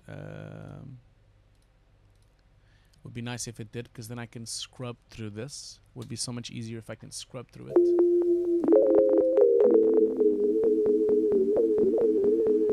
Okay. Now I'm having the music claimed, of course. Okay, now I think it worked. Yes, it did. Great. Now I can scrub. Cool. So, yeah. As I was saying, yeah, the vegetables are missing wetness. They're missing translucency. They're also missing... They should be a bit more detailed. I feel like you don't have enough detail on the skin or even on the interior. And I have no idea what this black thing is. I can't even tell what it is. So you need to be careful, because if you're doing motion graphics, you want to make sure the motion graphics look cool, but they need to look photoreal, okay? That's the problem. Otherwise, it's not going to look good. This thing is nice. It's a nice idea, but I feel like the noise is really, really disturbing here. But it's a very graphical piece, so I don't really have much to say, because it's a very artistic choice. If anything, I would say that maybe you're breaking the breakness could be a nice different way, but the noise is something that is really distracting at the moment. Now, in terms of your Absolute vodka bottle, and then the motion graphics going around, it's a shame that you don't have translucency on the bottle. I think it would have worked so much better if you had transparency on the bottle so we can see the rays going behind it. And then also these red rays, they are so strong, these rays, that they would really affect the lighting of the actual vodka. The actual vodka. So I think it would be really nice if you could put this on the real 3D system, because then you could actually have some nice interactive lighting going through the glass and actually going through the refraction. You know, I think that would be nice, and I think you could do a better job with these particles. I think the particles look a bit overexposed. They don't have a lot of detail. I'm not sure about the edges, that they should be so white, the actual beginnings of them, because they're so overexposed that the colors are too strong. It's a shame that they don't look a bit more real, you know, in terms of light itself. You know, if you look at like painting with light, for example, so long exposure. Let's just see here if I can show you something. So you see, it would have been nice. Would have been nice if it looks like this, you know, and not like that, like lines. This is actual real photography, obviously, so it's a bit different. But if I see if I can find something similar, let's see here, like rays of light. Yeah, I think the ones on the top actually worked really nicely. You see that? How the rays of light actually emanate light from them, and they have details, and they have some transparency and some more details on the rays. It would be nice if the light would actually have detail inside of it and not overexposure, because it's too solid, the ones you have. And then it would be nice if it would affect the bottle and actually go through the refraction of the bottle. That would be really cool. I think you're missing a trick there, because if you start looking for lighting, painting lighting, you see how cool it starts to look. Like, these are all photos done with long exposures, obviously, but you can do this in CG as well. You know, this is basically someone opening the exposure of the camera and then just like moving fast light. But it could look really cool on your shot. So where's your shot? Did I close it? No, it's here. So I think that would look better here if it's a bit more realistic. Okay. And also, like, the other thing I would say is the bottle itself. Like, it looks okay, but just look at real photography of a vodka bottle. So if I go to Absolute Vodka, and I actually go to a pack shot. So let's see if we look at the dark pack shot, how they usually photograph them. So let's see here. So if I go to the website, I'm sure they have photos of it. Yeah, sure. I am old enough to be here. Let's see here. So I want the regular Absolute Vodka. Is there any pack photography here somewhere? Not much. Okay, this is disappointing. Let me just go here. Maybe poster. If I put poster, I probably find them. Oh, we just saw an exact copy of what you just did here. Look at that. So do that. So actually, you see that, like how the lights are actually have details inside of them, and how the lights are actually hitting the bottle as well. Oh, did the stream drop? Oh shit, it dropped. Wait a minute. Did it drop? I think I'm back though. I think I am back. Am I? Am I back? Can the chat tell me if it's back? Tell me if it's back. If you guys are back.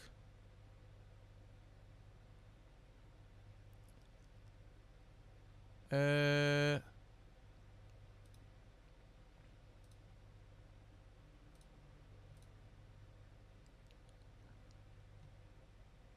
you all back? I don't think so. Tell me, chat can tell me if I'm back. Okay, it's back. Okay. Yeah, it was just like a second. I think. Yeah, I am back. Okay. I think I lost the stream for like a second. Not sure what happened there. I don't have any lost stream on my stream itself here. So it was like, I think it was from their side because I don't have any drops on my OBS. The drop actually happened in the Twitch stream anyway. This is a shame because I really hate when it drops because now it's going to split in 2 videos, which is really horrible. So if anyone wants to watch the replay of this, don't forget that you're going to have to watch 2 streams because Twitch basically basically dropped. Whenever it drops, it makes a second video, which is a shame because now we're gonna have part 1 and part 2. But it's fine. It's fine. You guys, if you want to watch it again, don't forget that there are 2 parts. Okay. So people are saying that it dropped when I was commenting on the vodka bottle. So I was trying to get a. But did you guys listen to me talking about light? Because I was talking about how to use lights using long photography, long exposure. Was that? Did you actually hear that? I hope you did listen to that. Did you actually saw me talking about those photos where we see rays of light on long exposures? Did you saw me talk about that, or did it broke before that? Tell me, chat. No one is telling me. No one is telling me anything. As I was asking, did you guys lost me before I was talking about light with long exposures, or was it after? Can anyone tell me? Yes? Okay, yes. Okay, cool. Cool. Okay, cool. Yeah, so when I was searching for an example, I actually found a very similar example to what we see on the video. So to going back to the video, like, it would be nice if you can do something like this, because then you have the rays coming through, and you see how nice it is for the rays to actually hit the bottle. And you see how nice it is for you to see the actual light on the bottom, you know, so that we actually see a floor. So imagine if you had a floor on your, you see here, it would be so much nicer if you had a floor. You know, if you look at the one you made here, which is this one here, and then if you look at that one here, so you see, it's already getting there, but you just need to light up more of the bottle. You need to get the refractions to work on the back there so that they go across the bottle. You need to get the lights to actually bounce to the bottle. Then you need to put a floor, just like here. Maybe try something like a cement or something. That would be nice, I think. So yeah, so let's continue here with the feedback. I hope you don't mind getting all this feedback. Obviously, I guess if you send the showreel to me, you were expecting to get feedback, I'm hoping. I really hope so. Let's continue here with the rest of the showreel. So I think all of these could be really nice rays of light from that photography reference. Even the logo being made here would be nice if it's done like that as well. That would be cool. So you see, yeah, there's definitely a big delay. Yes, there is. I have a 5-second delay on my chat, but it's probably a bit longer now these days because Twitch is so heavy, you know. Okay, so you sent a link here, Sajels. What is this link? Let's see here. Oh yeah, okay, cool. I see it now. Cool.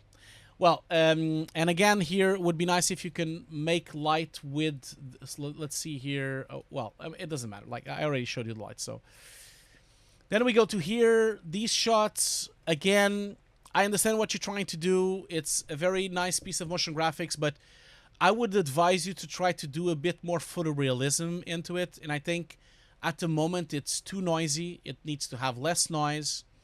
You also need to try to have better materials. So the material, the rubber, needs to have a bit more details. I would advise you to try to get maybe some scratches into it, maybe some dirt into it, and don't go too overexposed in it, because at the moment it's a bit too overexposed. Okay. Yeah, the stream is very delayed. Yes, I know it is. you guys need to understand that Twitch is probably having their record month. Okay, there's probably never been so many people on Twitch as right now. So it is like it is gonna be delayed. Don't worry about that. Now this shot here again, I find it strange that you're having the light not interacting with the environment. It would, if you have so much light with reds and purples and in yellows, why isn't this actually bouncing light into the environment? It would have been nice if this material was self-illuminated, and then the self-illumination would bounce around on all the boxes. I just think you need to work on that, especially on this shot here. You see it bounces, but it doesn't bounce on the top there, and I think it's too opaque. It needs a bit more transparency for it to look like light, because at the moment it looks a bit strange. So I think overall your showreel always has the same issues, you know. Like I just think you need to work a bit on the photorealism and on the quality. By the way, on this logo, you have a couple of problems here. You have a lot of anti-lasation problems on the tops here. You see the edges of the actual logo. This could be a problem of either... This could be a problem of the depth of field not being correctly applied in Nuke or in After Effects. I don't know where you did it. But it could also be just too lack of resolution in terms of anti-lasation on CG. So you might want to look into that. This shot looks fine. I like your key. I don't know if you did the key, but the key looks good. I think you did a good job with the key. You did a good job with the reflections and the connections. You did a good job with the motion blur. Motion graphics are fine as well. I think it's good. Yeah, all these shots have the same issue, man. You need to work a bit more on the photorealism of your motion graphics. Otherwise, it's never going to look as cool as it could look, you know? Imagine if, for example, this ball of fire was actually a really detailed slow motion fire instead of a really fast fire. That would have looked much better. Also, the explosion would have looked much better if it was really tiny particles and actually would have light inside so that you actually see light coming out of the planet. That would have been nice as well. I just think that everything is there, but it's just missing that little bit. Okay. Let's see here. I have audio but no video. Okay, people are having issues with the stream, I think, now, aren't they? Is anyone actually being able to see my stream right now? Can someone on the chat tell me if they're actually watching and if everything is going, if anyone can see it? Because I can see people complaining that they have no video but they have audio.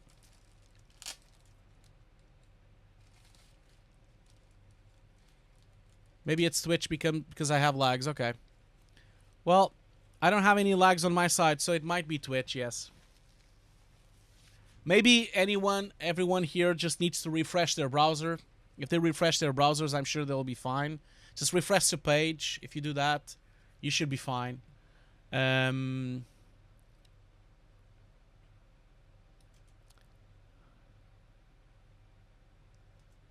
Now, these shots are really confusing for me because I don't really understand why they are here.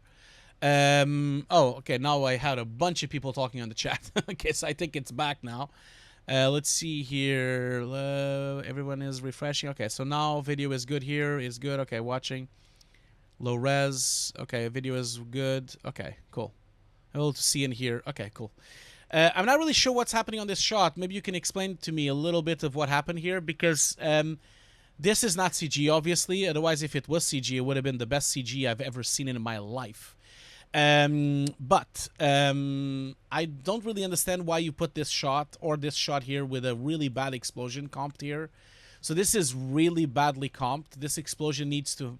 Like, you can see black edges around it. It's really not integrated. It's not actually lighting up the scene. It has a lot of problems in here. Oh, is the stream starting and stopping? Okay. Should I stop streaming? Are you guys still having issues? Okay. Could be that Twitch is having some issues right now, but according to my bitrate thing here, it looks like it's correct. It doesn't seem that there's any breaks. So, should I continue? Or should I stop? Tell me, chat, should I continue? Should I do a poll about this? Should I continue with the stream or not? Are you guys having issues watching the stream? If you're having issues, we can continue next week. We've been running for 2 hours now, so you know. Fine here, and I'm very far, Puerto Rico. Okay, well, thank you for being here from Puerto Rico. Stream is fine. Okay, I'll stick around for a bit longer then. Okay, working fine. Okay, yeah. So maybe try to explain to me a little bit about why this shot is here, because again, I think you should remove these shots from the showreel. They're just confusing and they're really not well made to a professional level. I understand that you're just trying to make a joke maybe on these shots, but these shots really break down your showreel in a really low quality, so it's not worth you having these shots here, I think. So yeah.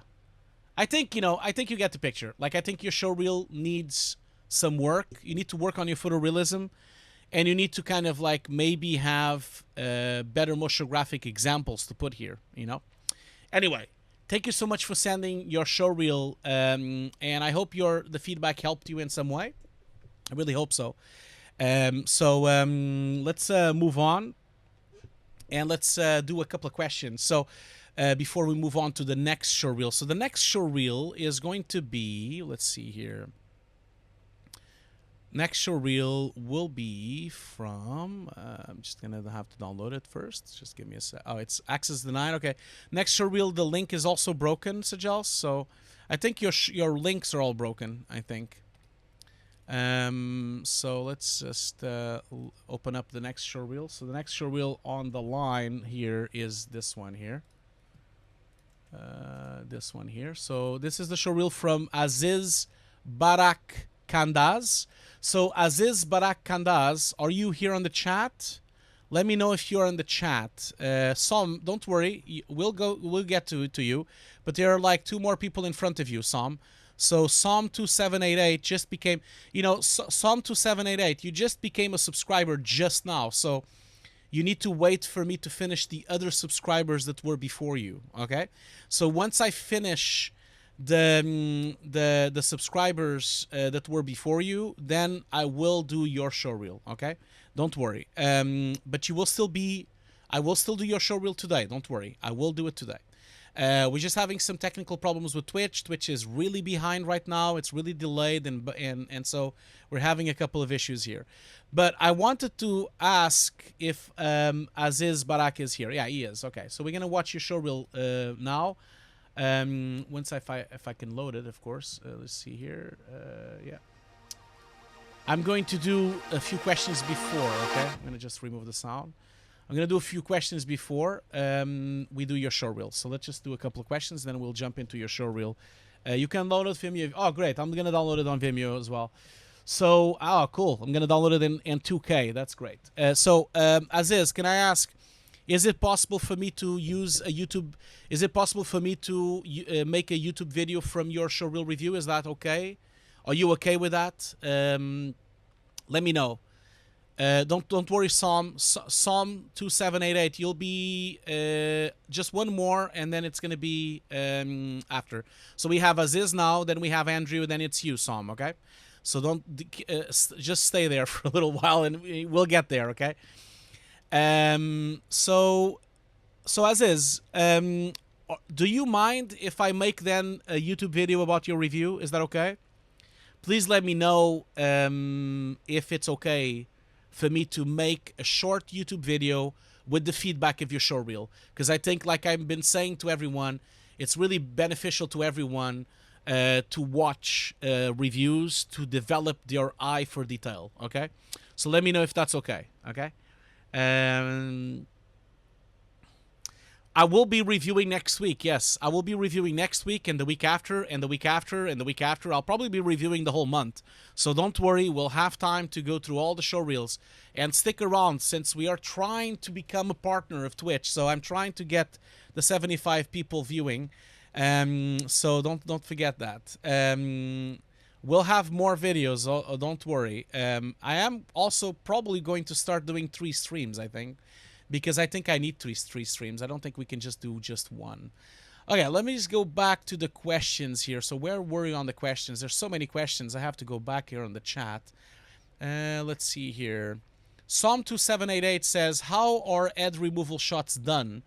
Well, that's a very vague question, Psalm. So ed removal shots depend on the shot, really. Sometimes we use a clean plate.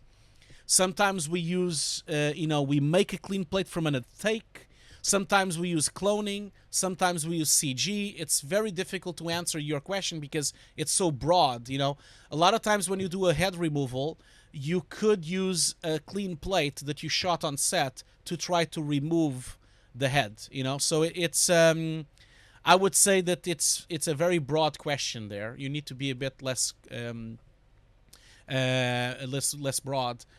Let's see here. Another question here. Do you have a rack somewhere where never seen it on your pano images? A rack? What do you mean? Oh, you mean a rack with all the computers? No, not really. I have all the computers scattered on the bottom, so they're behind the table. My office is really small. Okay, so it's I would say that my office, like everyone here that lives in London, you guys know that living in London allows you to have a really tiny house. so my I don't really have a rack because it doesn't fit the room. So I have, one computer here, I have two computers on the back there, and then I have two computers on the side here. So they're just around me, really. Heating up the room, so when it's winter, I don't need to heat up the room. Well, I can see Azaz Shape is saying that he's none of those things. Well, Azaz, there's one way you can fix it. You can become a subscriber for free if you have Twitch Prime. If you have Amazon Prime, you can become a subscriber for free. If you want to donate $1 to Patreon, it's only $1. If you want to be a member on YouTube, it's also $1 only. So for $1 only, you can jump the queue. It's $1 on YouTube or $1 on Patreon, okay? So send away anyway, and it could be on the list, and we'll do it as soon as we can. Okay, so other questions here I have. So I have a question here from Kevin Santos. Sorry, I meant what shock mount are you using on the mic? Oh, shock mount. Sorry, I answered this such a long time ago. I am sorry about that. I'm using a rod shock mount, so the one I used was this one. I actually have it here on my purchase. Let me just do it here. Rod. It's this one that I done. This is the one I use. I know you've asked this a long time ago, but this is what I use. I use the Rod PCA1 swivel mount. That's what I'm using on my mount. So that's the Rod PSA1 swivel mount. Okay. Sorry that it took me so long to answer you. I only noticed your question now. Okay, I am so sorry about that. Psalm 2788 asks, since I'm particular colorblind, a recruiter told me I won't be successful as a compositor. Is that true? I'm afraid it is, Psalm. Like, if you are colorblind, it's going to be very difficult that you're going to become a compositor, because compositing, it's all about color correction, it's all about grading. So it's going to be very difficult for you to finish a shot. Obviously, you can do rotoscoping. Rotoscoping, you don't have to see well color to be a good rotoscoper artist, or even cleanup. But you're going to struggle to finish shots if you're colorblind. Color blindness really becomes a problem if you're trying to imagine matching two plates, or matching reds with greens, or matching blues with blues. It's going to be a bit tricky. So I think that recruiter is correct, yes. So it might be very hard. I think Sajal's already answered that a bit, but it might be very hard. Let's see here. So Sam then says it wouldn't be a big deal, right? Now it would be a big deal, yes. Like I said, I think color blindness, it is a problem in the industry. Like, obviously, like I said, you could do other tasks. You could do pre-comps, you could do roto, you could do paint, you can do regular shots and then have someone else finish your shots. You can definitely work in the industry. For example, you can do modeling, you can do texturing, you can do multiple things.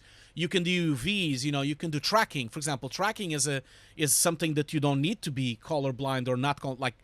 Tracking is just tracking, So a lot of tasks you can still do in visual effects, for sure. You know, you can be a producer. You can do so many different things. It's just that compositing, because compositing is the end of the pipeline, it's going to be difficult for you to work in compositing if you're colorblind. Maybe try to pick another department of visual effects. That would be my suggestions to you. That would be that one, you know. Let's see here. So Lenny has a question. Or the grading for cinema and the Blu-ray different? So it's not that it's different, Lenny. The grade for cinema is usually graded on a P3 color profile, and that means the monitors are set to P3. So the color space, the LUT of the monitors, are set to P3 color space. And that means it's very dimmed and it's very dark, and usually they grade because they know people are watching the film on a very dark room like a cinema. When you're grading to a Blu-ray, then you're going to be grading to Rec 709. So that means that you have to put a LUT on the computer and the LUT on your project to Rec 709. Or if it's an HDR Blu-ray, you have to put Rec 2020 for HDR. So yes, in fact, there would be a grade for cinema. And then once they finish the grade of cinema, they would then open up the grade and then put the Rec 709 LUT and make a version by tweaking it for the Blu-ray and television. And then they would make a new version for the HDR Blu-ray, which they would tweak as well. So they would make multiple outputs. It wouldn't be just one output. You can't just put it on like Adobe Encoder and then just encode everything. You do have to check it on a monitor to see if it works. So Basher 4 is asking, what is the difference between a photo or a video monitor?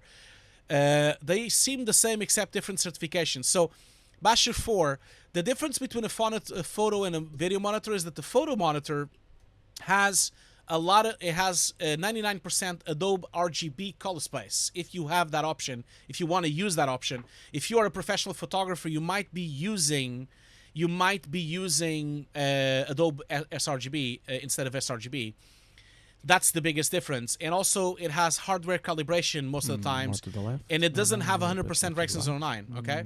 Now, no. if you have a video monitor, it does not have Adobe RGB, but it has Rec 709 100%. So that's why there are distinctions, you know? But I would really recommend you not to buy a video monitor from BenQ right now, because BenQ is about to update all their monitors, so I would not buy it now. I would only buy a photography monitor if you really need to.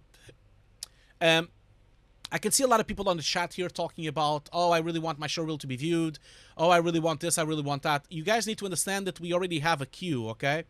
So we have a lot of showreels on the queue, and because we've been doing this for a couple of weeks now, even if you become a Patreon right now, or even if you become a subscriber on Twitch right now, it does not mean that you might watch the showreel today, okay? I'm just making everyone aware of this.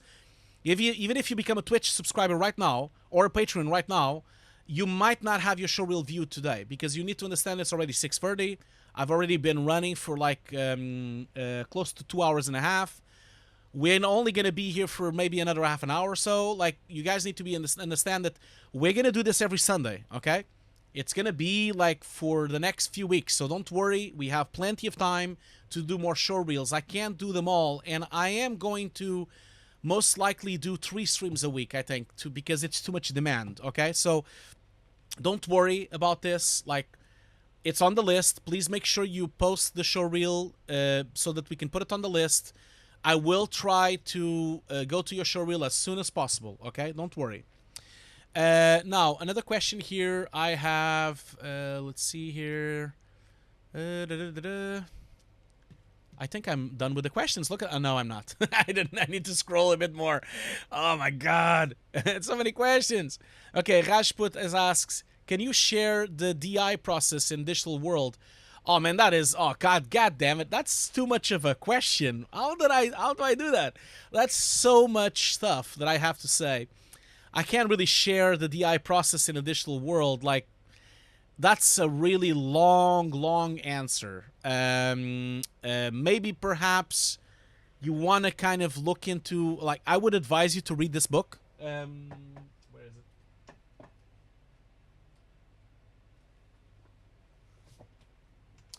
I would advise you to maybe get this book. So this is the Visual Effects Handbook. So it's a Visual Effects Society book which has industry standards and procedures for visual effects. Inside this book, you have a lot of knowledge about all the departments, including the DI department. I would recommend you to reading this book and then maybe ask me some questions, because it is very difficult for you to ask me that right now on the stream, because that's like an half an hour answer. It's gonna take a long time. So Lenny, you're asking DI is grading? No, DI is not grading. So DI is called Digital Intermediate. So digital, it stands for Digital Intermediate, and DI usually happens on set. So for example, if you're on set, there is a DI artist, there's a DI person taking care of all the intermediate files. That means they load the files from the cameras, they loaded them into computers, they check them in the Resolve, and they then output proxy versions, they output the raw files, and they output any kind of request from the director. So that's what the digital intermediate process means. And pretty much, if you want to know a lot about DI, you should learn DaVinci. That would be my best bet for you to learn DaVinci, you know. So yeah, Psalm 2788, I can see here you have difficulties with yellows and blues. If you have difficulties with yellows and blues, you're going to have a problem on finishing shots for sure. And then Aziz Burak is asking, hi Hugo, which color profile do you use while you're color correcting in the PD300U? Depends on what I'm delivering, okay? So if I'm delivering for web, I am doing sRGB. If I'm delivering for video, I'm doing Rexon 09. If I'm doing delivering HDR, I do HDR. And if I'm delivering for the cinema, I do P3. So you have different color spaces for your deliveries, okay? So that's kind of it, you know? Okay, so yeah, that's right. Some data wranglers, but they're also DIs, so that's like digital intermediate. There's a lot of names for that, I guess. But yeah. Okay, cool. Well, let's do the showreel review now. Let's just jump into another showreel here. So as I was saying, we were gonna do where is this showreel here? Let me just double check. I've downloaded it, so it's here. So Aziz Burak's showreel is here. So let's watch his showreel first, and then we're gonna go through the shot by itself. So Aziz, have you told us have you told us if you allow us to use the showreel on our? Just double check here. So Aziz, do you allow me to do a video on YouTube about your showreel? Is that okay? Oh yeah, you already said yes. Okay, that's cool. Okay, cool. You guys are asking so many questions. You need to take it easy, you know. I'm just one person. And I'm trying to answer everyone, but it's tricky, man. It's tricky. It is really tricky. You guys are overwhelming me with questions. Oh, one thing I forgot to mention. I need to do this now before I forget, okay? So if anyone wants to sign up to my course, I can still take students, okay? I just wanted to say to everyone, if you still want to be part of my Nuke compositing course, I can still take students, okay? So I know the Kickstarter is over, and yes, it is over, but because we're still waiting for Kickstarter to finish the approval process of all the processing all the students, you can still sign up to the course, okay? If you still want to be a student of my Nuke course, which will start next week or the week after, so it's going to be starting in a week or two or something. If you still want to be part of this complete Nuke course, just message me on social media, okay? You can message me on Twitter, you can message me on Facebook, you can message me on Twitch, you can message me on Instagram. Just message me on social media and I can put you in contact with Bjorn, my producer, and then you can take it from there. So if you still want to be part of my course, feel free to send me a message. And if you want to read and watch the video, you can watch it in this link here. So don't forget, we're still open for business for 2 more weeks to taking students. One thing I also wanted to say to everyone here, if you are one of my students, regardless if you're one of my students from the 1.0, the 2.0, or the 3.0, you will be automatically inside a giveaway that I'm going to do in a couple of weeks, okay? In a couple of weeks, any of my compositors tweet, any of my students, any student from my Nuke compositing course, either the 1.0, the 2.0, or the 3.0, will be eligible to win a license of Nuke for free, a commercial license, okay? So this means it's a real license of Nuke Studio and Nuke X, okay? And this will be 2 licenses that I'm going to give away to 2 lucky students. So 2 of my students, I'll basically make a giveaway. We have about 300 students at the moment.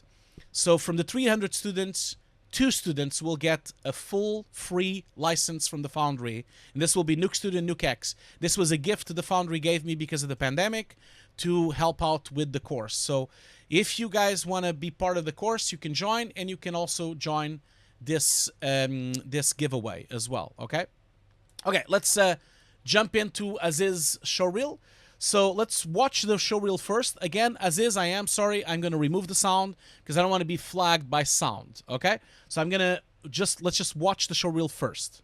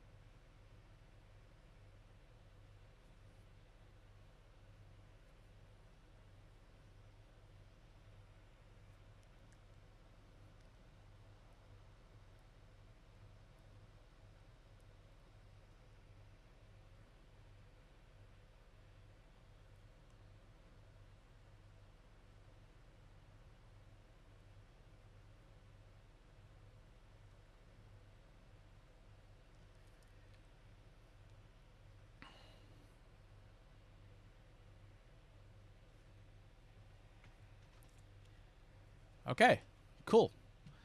That was a very good showreel, Aziz. I hope I'm oh. Look at that. Oh, thank you so much for that, man.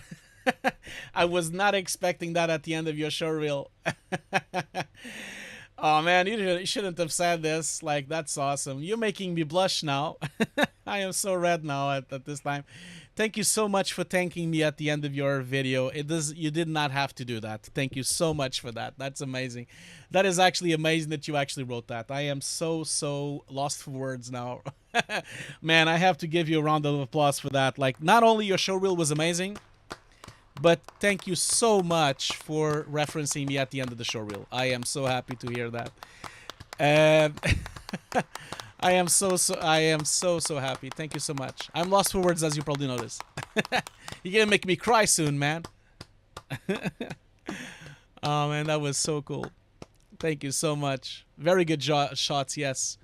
I do apologize that we didn't listen to the showreel with audio, but I would ask maybe if Sajels or Lenny could copy the link of your showreel into the chat, because it would be nice if everyone could watch it with the sound.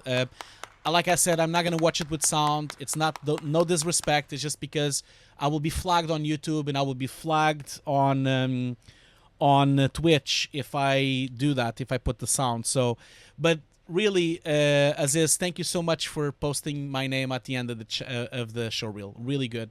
And your showreel is amazing. But I still have stuff to say, though. I still have stuff to say about your showreel. So get ready. I hope you don't mind my feedback. So let's just get through this. First of all, let's go to the beginning.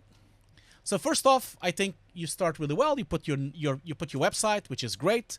One thing I wanted to ask you is are you a compositor, or are you just a compositor, or do you also do CG? I'm just gonna read real. Yeah, you're basically compositing, yeah, because I can see. Oh no, wait a minute. Compositing of 3D elements. Yeah, I'm reading the text real quick here. Okay, yeah, I can see that now. So starting with the first shots, I don't have much to say here on the first shot. I think it's terrific. I love the way that you're showcasing your matte painting skills. It's really well done. Although I do have something to say. I feel like you've missed a trick here. And obviously, as I said, it's difficult to give feedback. If it's a real production, it's difficult to get feedback. But immediately, my eyes saw that you have blur here, but not there. And so, although this shot looks fantastic, it is a bit strange that you have depth of field problems here. So you see, she's sharp, the table is sharp, and then these bushes are sharp. Then by the time you get to here, it starts to get blurry. And then by the time you get to this bush here, it starts to get blurry as well. But then the mountain is actually sharper than that bush. And I think that's one of the problems. You know, you kind of want to make sure you have a consistent depth of field. And I understand, because you might want to keep the mountain sharp, or maybe this was a feedback from a client. But if that's the case, if the client requested for the mountain to be sharp, then you need to make sure these bushes are also sharp. So either I would personally put the bushes sharp, or I would put the mountain blurred. You know, so maybe, oh, sorry, what's happening here?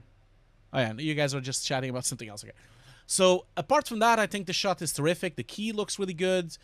The compositing looks really nice. I like your little birds. That's really nice. The tracking looks on point. I think you did a really good job there. It's a shame I can't see the raw plate.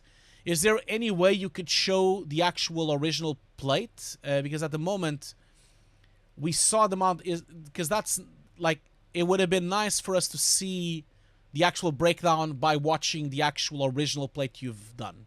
That would have been nice, but maybe your client doesn't have that. That's a shame. Anyway, moving on. This shot here, creating the environment, light shadow, matte extraction, compositing, color correction. So, you did a really good job with the key. I think you have really good skills on keying. There's no black edges. There's no motion blur problems. Again, very well made. If anything, the only thing I would say is that if we had... Again, I'm nitpicking again, okay? So please be aware that I'm being very, very finicky, because whenever I see a really good showreel, there's a chance that you can make it amazing. That's why I'm giving you more feedback, okay?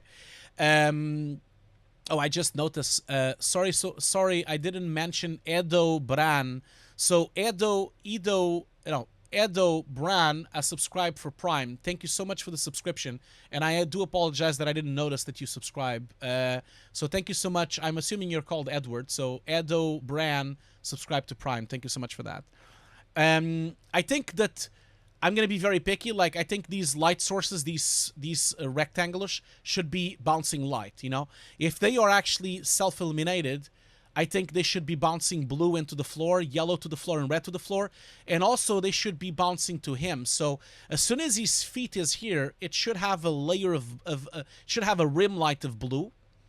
And you should have a little bit of blue around him. And basically fake a little rim light around his feet. The same goes for the next shot, though. And the other thing as well that I would say is that your boxes are not matching the blurriness. If you look here carefully, if you look at the actual layer that is actually on set, this white box, it's not matching the blurriness and the really soft lines of the actual CG. So you need to match these two, okay? Otherwise, it's going to look a bit fake. And then as you go here, if I was on set, I would say one thing. If I would have been on set here, if I was the VFX supervisor on this shot, I would have put actual colored lights on the bottom. I don't understand. No, a little bit more to the right. A little bit more to the right. A little bit more to the left. A little bit more to the right. A little bit more. Just a little bit more to the left. Just a little bit more. Just a little bit more to the right. Thank you so much, GD. How do I pronounce this? Dusher. Guy Dusher, I guess. G Dusher. Thank you so much for the subscription on Prime. Thank you so much for that. Much appreciated. Anyway, as I was saying, if I was on set supervising this shoot, I would have actually put actual proper lights on these boxes, you know. I know they put some blue and some yellow and some red, but it should have been so much more powerful.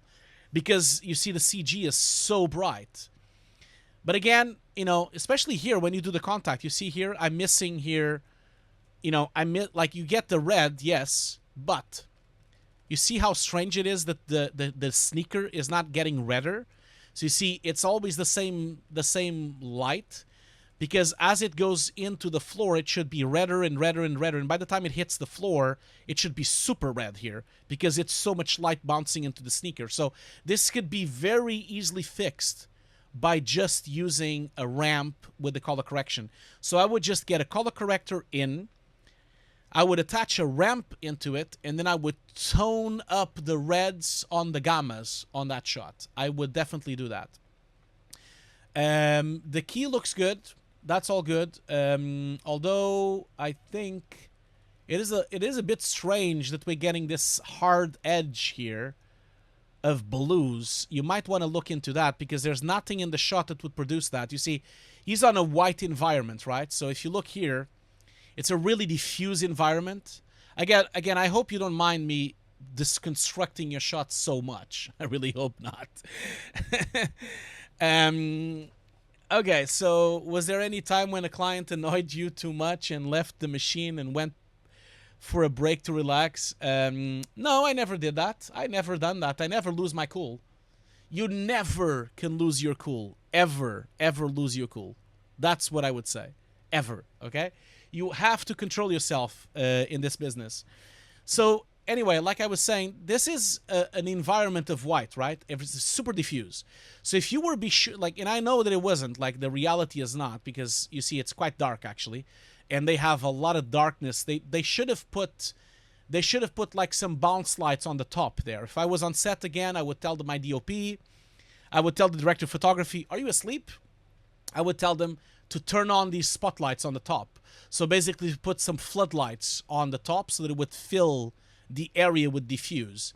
Because as soon as you've removed them and put all white, that means that there shouldn't have never been this dark. You see, this shouldn't have never been here, because this darkness, where is this darkness coming from?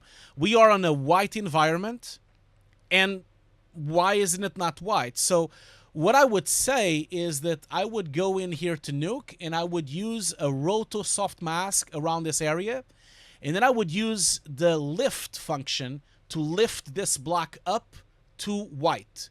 So basically lift it to gray and then colorize it to white. I would really do that because you need to kind of remove all these hard shadows. You also have a hard shadow there. You also have a hard shadow on the top there. All these hard shadows need to go because there's no, like this is a diffuse environment, okay? So be careful with that. Now, this shot here, compositing through 2D and 3D elements, morphing, motion, extraction, and final look. So the compositing looks on par. I mean, I have nothing to say. It looks really good. The CG looks great. The integrations you've made look great. The keying looks great.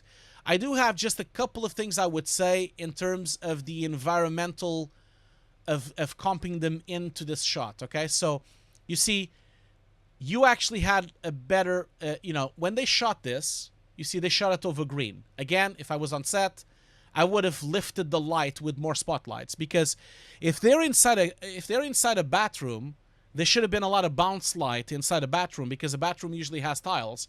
And if there's tiles, there's a bunch of light bouncing around in the air. And at the moment, they are actually very shadow and very contrasted. And I think that they shouldn't be this contrasted inside this environment. They're so contrasted that they look really fake in the environment. The other thing as well that you have a problem with is the actual integration of the shadows. Look closely here. What is going on here? There's no way the feet should look like that. So basically you have a dark, like you have a black edge on this side. Then you have a black edge going on here. Like the shadow looks really strange. Let's go back and go to the, and look at your shadows. That's like a really problem with your shadow. It's like a wobbly like problem there. And if I go to the original, oh, there's also that. What is that? What is that, man? It's just one frame that it just shows up. That shouldn't be there. I can see everything. So nothing will, yeah, you can actually see that there's like a black edge around this top of the sneaker as well. And if I go back to my original plate of green screen, let's go back to the original plate. You see, when I look at the original plate in CG, there's no black edge. So, and also your shadows are quite soft. You have really soft contact shadows. And these contact shadows somehow became super black. They're super dark. So your black point is not really on point with the shot, you know. If you look at the shadows of everything, like look at the shadow of this thing, look at the shadow of that thing, look at the shadow, like there's no way your shadow should be that dark. And this is for both characters, this guy as well. His shadow is darker than the shadow of the washing machine, and that's not correct. So you need to look into this. And also, you need to look into that little cross there, because there's something wrong there. Let's just continue watching here. Yeah, again, your shadow is too, like you see, there's no softness here. The softness, the shadow should really continue a little bit more, and it's too dark. You just need to be careful with that, I think. Let's just look at, I just saw something here as well. No, I didn't saw that there. Look at the hair and see if it works. It's very compressed from Vimeo, so it's hard for me to tell if it works, but it looks like it works, you know.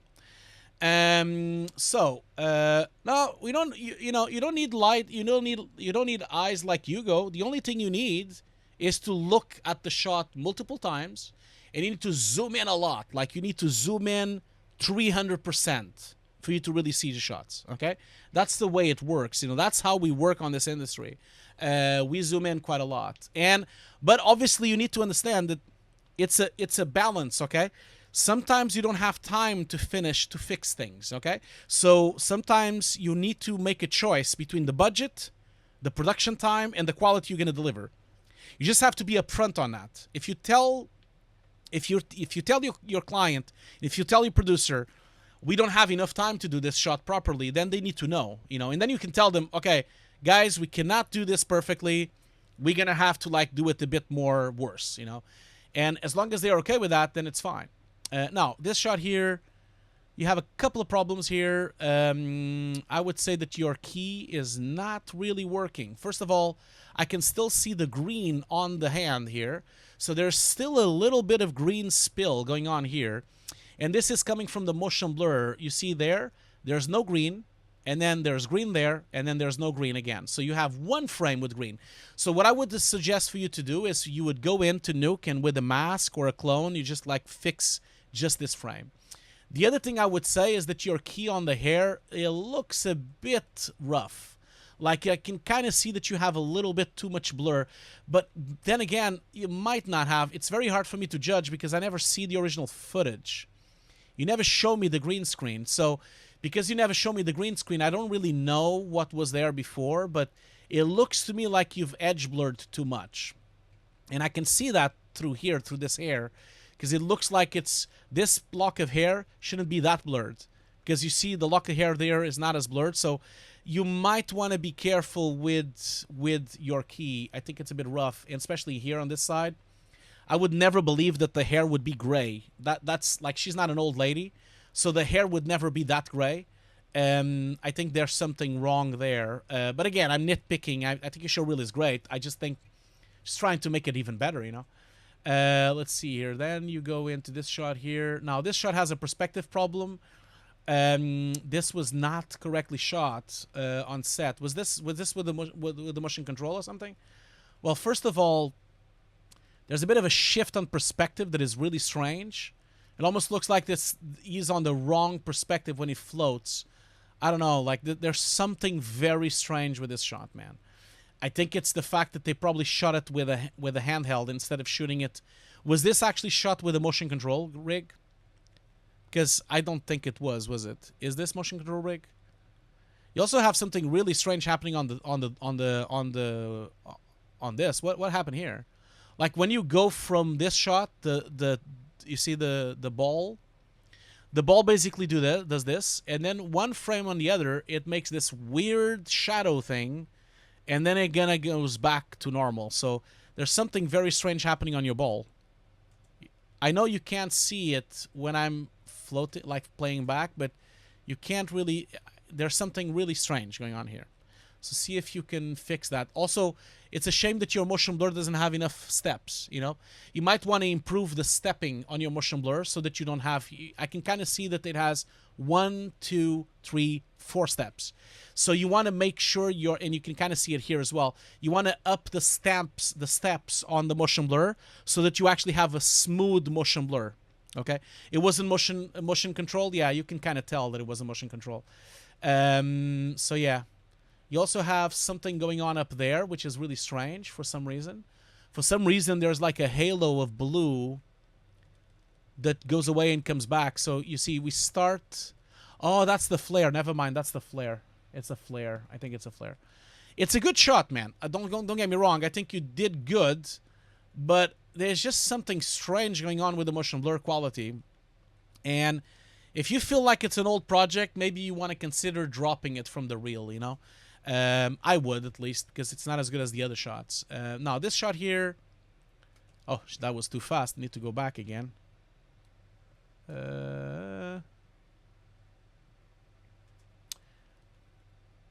So, yeah, I'm not really sure what's happening here, because that shot looks good, and then suddenly we get these really strange apples. I guess this is a CG apple, but... You're not really doing it correctly, man, because the CG apple doesn't look as real as the regular apple. You see here, like your apple is missing, like according to the environment, you see. You have a lot of light coming in. You have a lot of sun hitting the apples on one side. And you can kind of see that the sun is kind of not there anymore. Obviously, I can see that you toned down the sun on the hand as well to try to compensate. But I just feel like the apple is too dark. It doesn't have enough speculars. Even if the sun was a bit limited, I can see the specular on this apple. I can see the specular on that apple. I can see the specular light coming in on the hand and also on the bouquets there. But then you've missed completely having bouquets, having any kind of light on the apple itself. And then there's a pulsating thing going on here. Is that like a patch that you've done there? That's really strange, man. Because it's kind of like, maybe it's the compression from Vimeo, but there's like some kind of pulsating thing going on here on the apple. It's all not all comp, okay. No, not all comp, okay. Contact shadows, the apple look weird. Yes, they do. The foreground one, okay. So some of them are the real. Let me just go back here. Yeah, you keep those ones. You've kept not okay. So you put the foreground ones. You've kept those two. Yeah, but there's some weird cloning going on here as well. Like what happened here? What happened to this apple? Like, did you reverse it or something? Because it's not really... It's almost like the apple was down, but then now it's like reversed to that side. Yeah, man, it's something weird here. Like, the original shot looks so much better. So much better. I would really try to use as much... If I was doing this shot, I would have reused the apples that I had, and then I would duplicate them or try to integrate certain CG apples, but I would keep the main apple, because the main apple is where your eyes are looking at. And right now you've replaced it with a CG apple that doesn't really work, and there's something going on here. There's just some kind of weird patch that you have here. Almost looks like a bad cloning or something. I'm not sure what's going on here, but it's really pulsating inside the apple. It's really distracting. You need to like tell me what happened there, because there's some kind of weird pulsating thing going on here. And also, like, look at your leaf. The leaf is also not working. Like, look at how this leaf is really beautiful. The sun is hitting it. You have some subsurface scattering. You have some transparency. And now your leaf is really opaque. It's super opaque. It's like really thick and really saturated. It should never be that saturated. You see, the green should be much more muted. And at the moment, it has no transparency. They wanted a small apple. Yeah, well, yeah, but were they happy? If they were happy, that's fine. But I just feel like there's a lot of problems with this shot. Like the lighting is a bit strange. The lack of specularity is strange. There's a bit of a problem here with the bubblery thing. Yeah, it's a patch. Okay. Well, if you thought that no one saw the patch, I saw the patch. I saw the patch immediately. And also the leaf also needs some work. So this shot is not very good, man.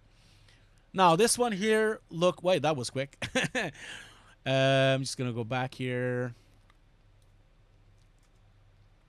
So this shot looks really good, but I have a couple of things to say. So you see, I'm assuming the client wanted to be a sunny day, right? And that's fine.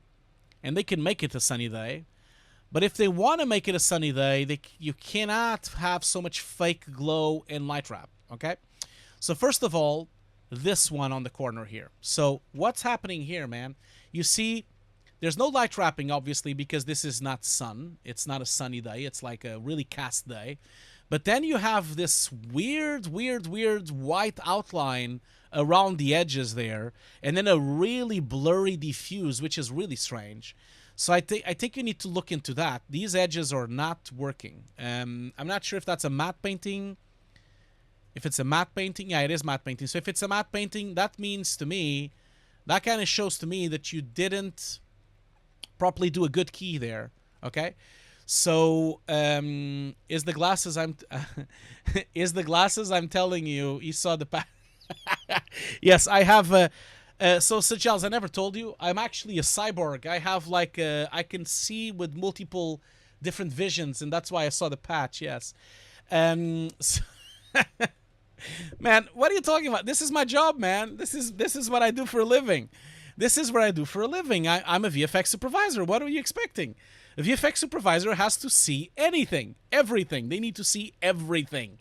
Because if they don't see everything, they're fucked. They're going to be fired.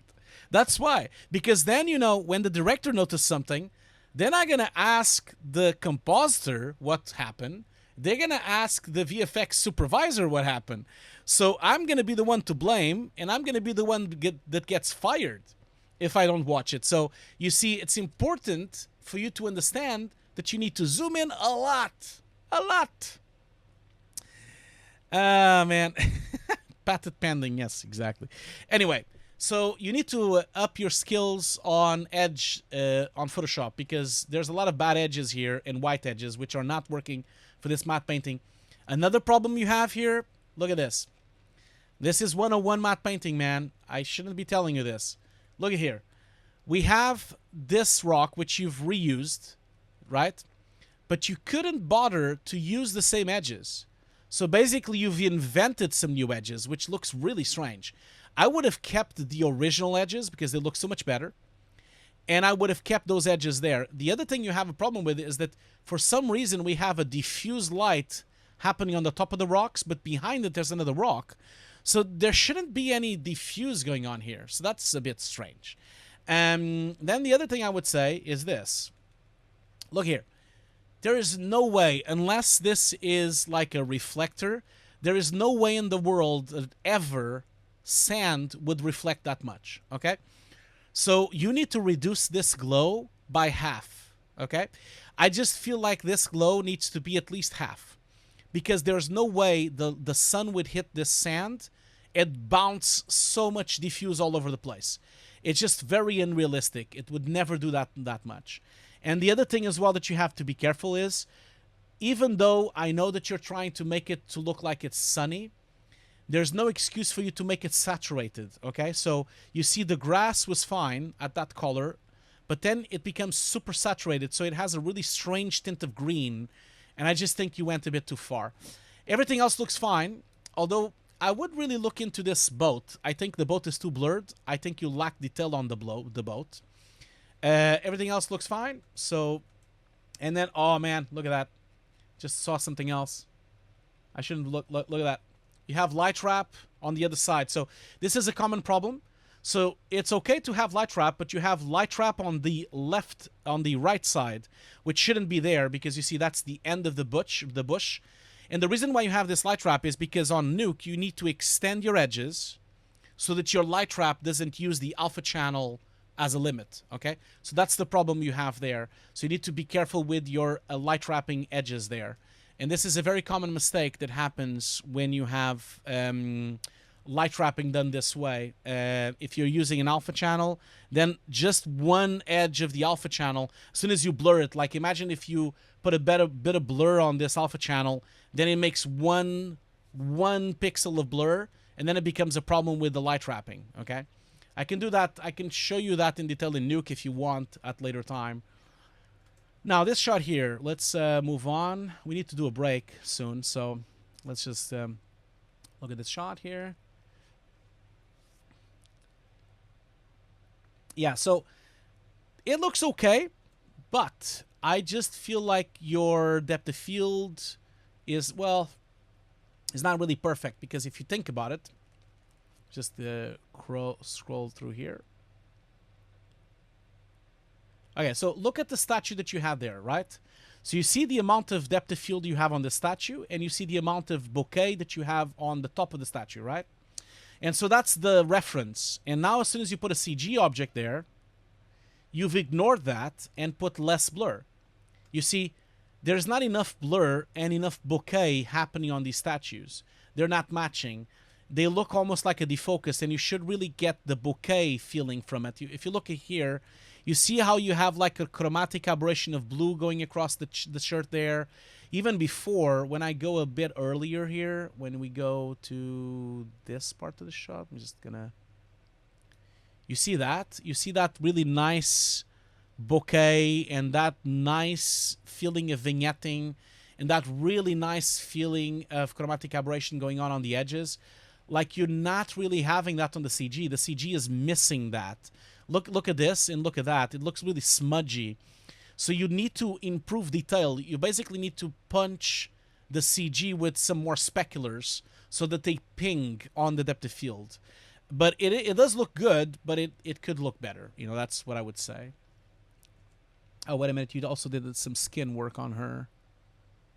At least you wrote that. Additional skin. Smoothing actor skin, additional lights. Okay, so where's the skin? Oh, yeah, okay, I see that. There it is. It's not much, though. But yeah, it's enough. She looked fine, by the way. I don't know why they have to fix this. But clients, man. Clients are always clients, man. There's nothing I can say about this. Okay, so move on to the next shot. Okay. This is probably your worst shot. That CG, man, it looks horrible. Like, I'm sorry to tell you. You know why it looks horrible? Because they all look the same. No one runs the same way, you know? Like, and I just feel it's weird. They all running the same way. They should have broken up the run, you know? Like, they should have had different runners, different legs, different rhythms. People never run the same way. They always run slightly different, and it just looks weird. It's the only thing that really makes the shot look weird. It's the running, you know. Everything else looks fine, but the repetition just makes it really look awkward, you know. I would remove this shot. Now, this shot here. This shot is also not very good. I mean, the integration of your CG is not really looking good. Like, if you go in here to this environment, you see... I would never believe that this stone is actually here because it's not picking up any specularity. It's not picking up almost any HDR from the environment. And you have way too much glow on these ribbons. You know, they just spill too much glow. So I would definitely tweak that. I am sorry. I'm giving you so much feedback, okay? I think your showreel looks terrific. And I don't want you to, like, think that this is bad work. It's not. I just feel like you have better work in the beginning, you know, of the showreel. Like, for example, this shot here, this shot on night shot, this does not look good enough, you know, especially because we see how the original looked, you know, see, that's how the original should look like. We have all these spots, and we have all this kind of detail of light pouncing by, and then when you replace it, it's all gone. So it's like you're not using the raw plate as a reference, you know, and I think that shot just doesn't look good enough. The back looks good, but not the front. But then also there's no parallax as well. Like, as you see, like, there's no parallax between this object and that object and that object, and there should be. So we should be seeing these objects should be moving faster than this and that, because obviously there's like parallaxing that you're missing, you know.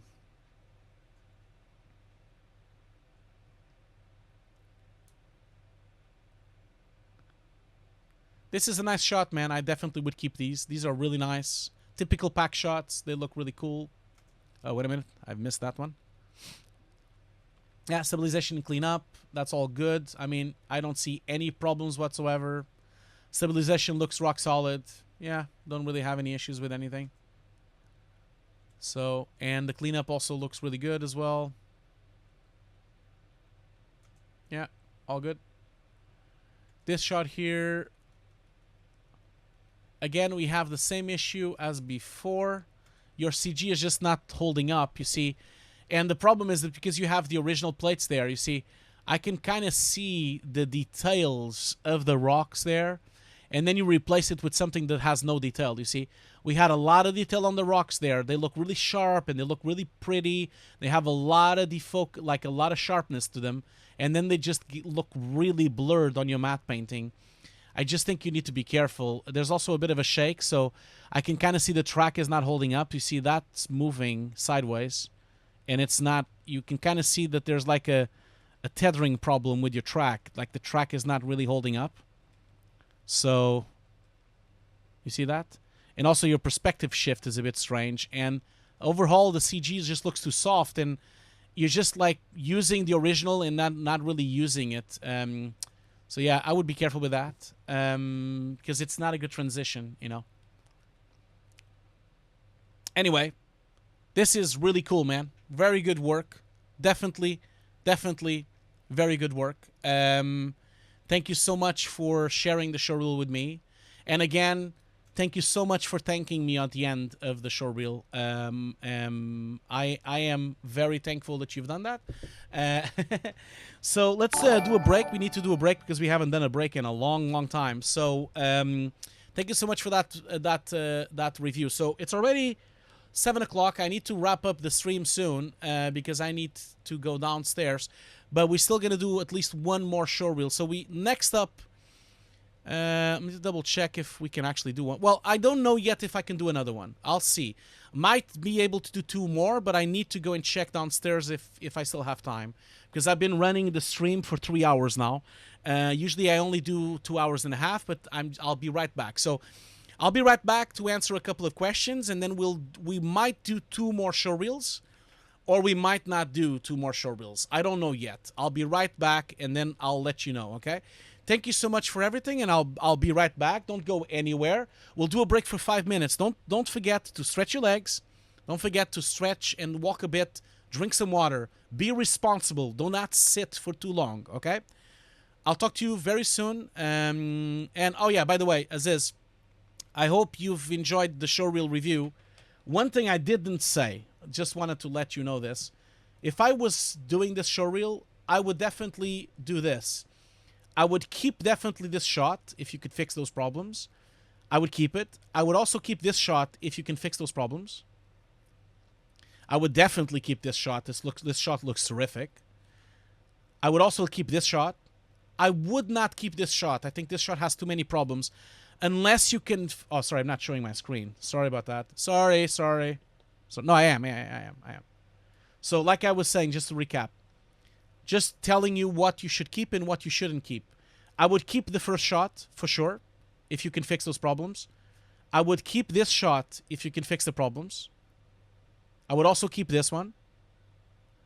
I would also keep this one.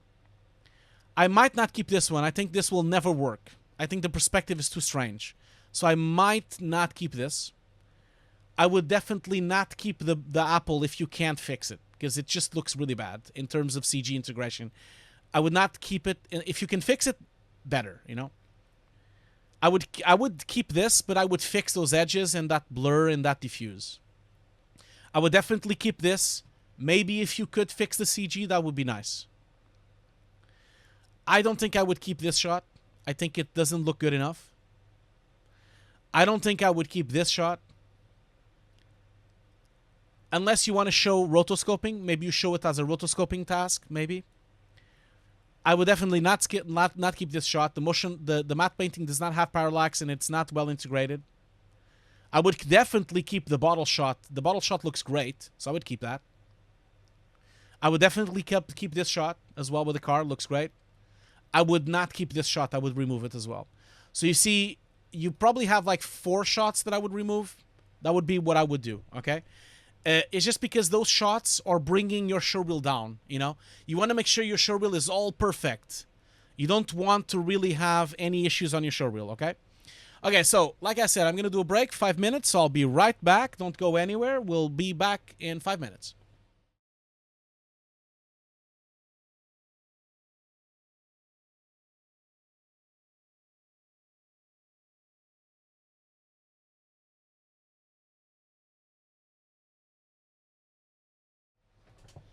Sorry about that. I know it took a little bit longer. I am so sorry for that. I was just, it took me a bit longer because I was trying to check my calendar, and I was trying to check like what I would do because of the showreels, because obviously you guys there's so many of you, so many questions and so many showreels and so much stuff here that I'm kind of feeling like I should make more streams for showreel reviews, because it really, it's very easy for me to do them. This is, like I said, this is what I used to do every day for 10 years, at major companies in visual effects. And I still do this to this day with my team on my own company. And I feel like I can definitely do more showreel reviews. So what I was thinking here was maybe we should do twice a week instead of just once a week. So at the moment we're doing a stream on Sunday, which is today, which is the stream of showreel reviews, and then we're doing compositing on Wednesday. Maybe perhaps what I should do is maybe I should do either the stream on Tuesday and Thursday. Maybe we should do that. Maybe we do the next stream on Tuesday, which would be another showreel review, and then on Thursday we could do the compositing stream. I think maybe that's what I should do. Although there is a stream from the Foundry on Thursday already. Well, definitely. Well, I still need to work out the schedule, but I think I'm going to do another showreel review on Tuesday. So on Tuesday I will do another review, just so for you to all know. Okay. So I'll do another showreel review on Tuesday. Don't worry, I will promote it and tell everyone. But I just feel that there's so many of you, I have so many showreels, man. I have like, let's see here, 1, 2, 3, 4, 5, 6, 7, 8, 9, 10, 11, oh, sorry, I'm counting them wrong. I need to like, okay, so 1, 2, 3, 4, 5, 6, 7, 8, 9, 10, 11, 12, 13, 14, 15, 16, 17, 18, 19, 20. Jesus Christ. There's 20 showreels to go still. So definitely once a week is not going to cut it. So I'm going to make another stream on Tuesday. And also because I really want to do, like I said, I want to become a partner on Twitch. So I am going to do another stream on Tuesday, because to do a partner on Twitch, I have to have always 75 viewers, and today we had 100 at most time. So we have that covered today. If anything, I would ask you if you could return on Tuesday, because then if you can return on Tuesday, I can make sure that I can continue that average up so that I can become a partner. So I need your help for that. I need your help for you to be on my stream so that we have like, so that I can actually reach a partner on Twitch.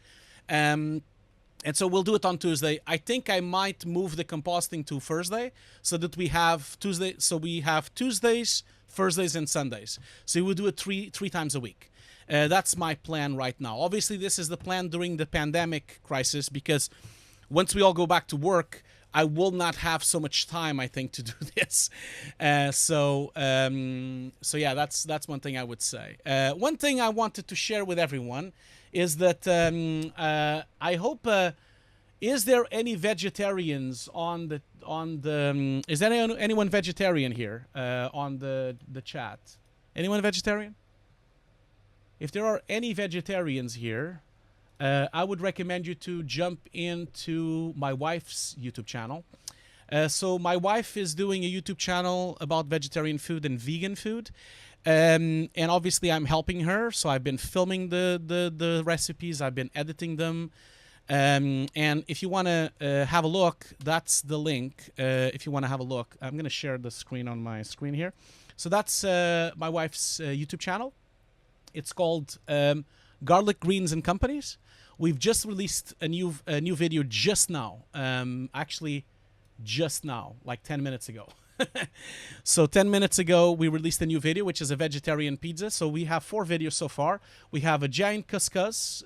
We have a gingerbread cake. We have tofu apple spinach curry.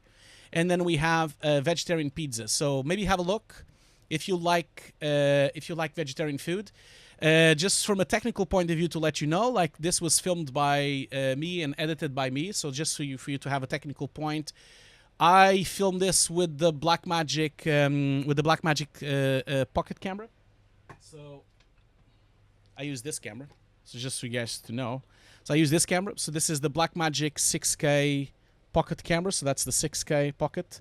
That's the camera that I'm using. So basically I'm using Blackmagic RAW to film these videos.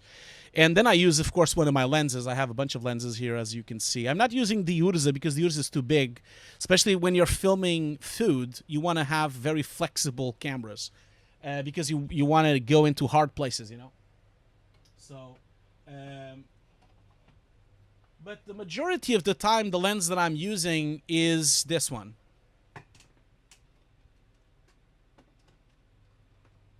I would say the majority of the time I'm filming it with this lens. It's one of my favorite lenses. So this is the Sigma Art lens. It's the 18-35 millimeter. It's an f-stop of 1.8. It's a really good lens. And then I'm also using, for pack shots, I'm using the Canon 50mm L. So this is a f-stop 1.2, a really extreme lens. And it's a really good lens for bokeh and depth of field. So those are the 2 lenses I use. And then I edit the videos on Final Cut Pro X, and then I grade them in DaVinci. So yeah, so maybe check out my wife's channel. It's of course my wife, and I'm helping her, so it's her as well. The food is not CG, no, no lead, it's not CG. But yeah, maybe have a look if you like vegetarian food. Maybe try her videos, you know, and don't forget to send me. A photo of your attempt of the dish. You know, I really want to see if you liked the dish. Don't forget to tell me, okay? But yeah, that's our YouTube channel, like Anna's YouTube channel, Garlic Greens and Companies. We started 4 months ago, but we had a lot of, as you all know, we had a lot of family problems, and we kind of had to stop everything, including my videos. I stopped as well, so that's why. It's been a very big break between the last video and this video, which is the pizza. This is the new video that I just posted today. Hello and welcome to my channel. Today I'm going to show you how to make a quick and easy vegetarian pizza. Look at how beautiful that pizza looks. Scratch. I'm going to take away the sound. Looks tasty, right? So Anna is actually going to show how to do the dough. So she does the dough all from scratch. And then she also does, let's see here, she does the actual sauce as well, and then she does the vegetables. And by the way, you can watch this video on 4K. So this video is in 4K.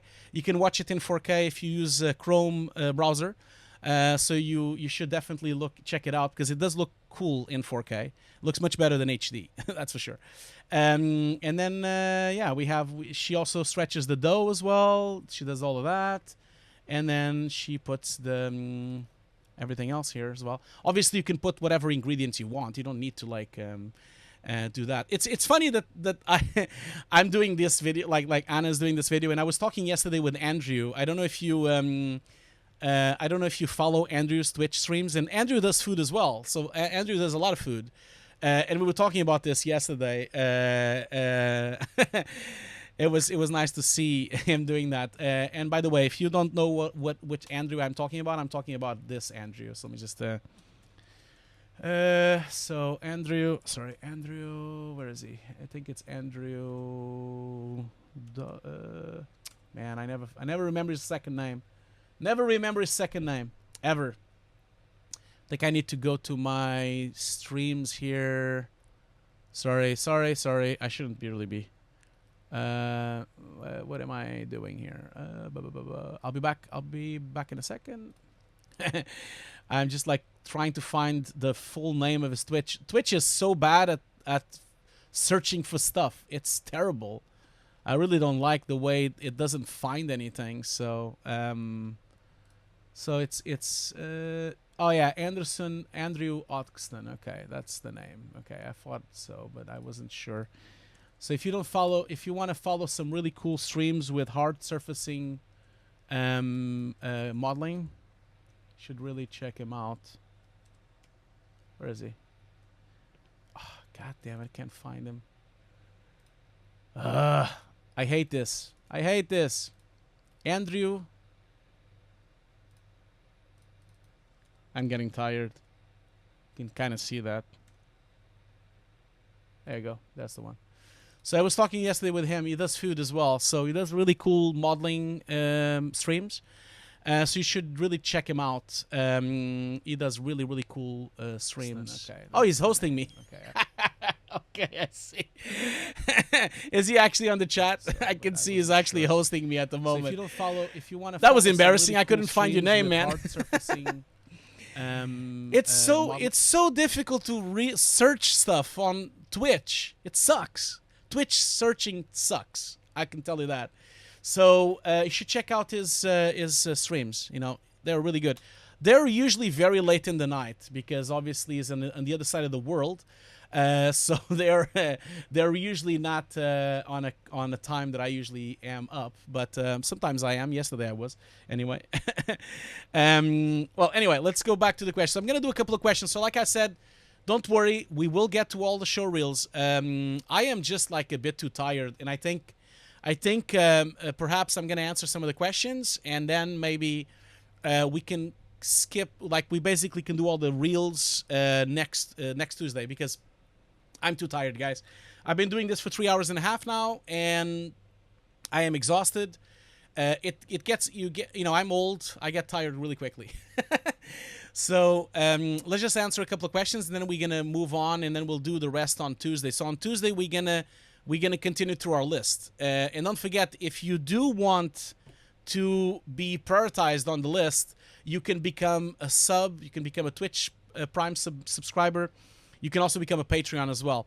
Now, if you have Amazon Prime, don't forget that it's completely for free for you to subscribe to my channel, okay? So if you have Amazon Prime, feel free to support my channel in that way. That would be lovely if you could do that. Also, don't forget that you can still sign up to my course, my Kickstarter course. So feel free to contact me about that. So I'm going to do a couple of questions here. So let's see here. I was talking about Aziz already asked the question. Rajput asks, I know most of it just want to know, are we scanning it back to real as well? I don't know what that question means. As we most of digital, I really don't know what that question means. Have you used OpenImage.io? Yes, I have. So this is a question from Wilson. Have you used OpenImage.io? I have, yes. I use OpenImage.io whenever I use Aces. So I have done that many times. Aces is really, really good. So I've done that, yes.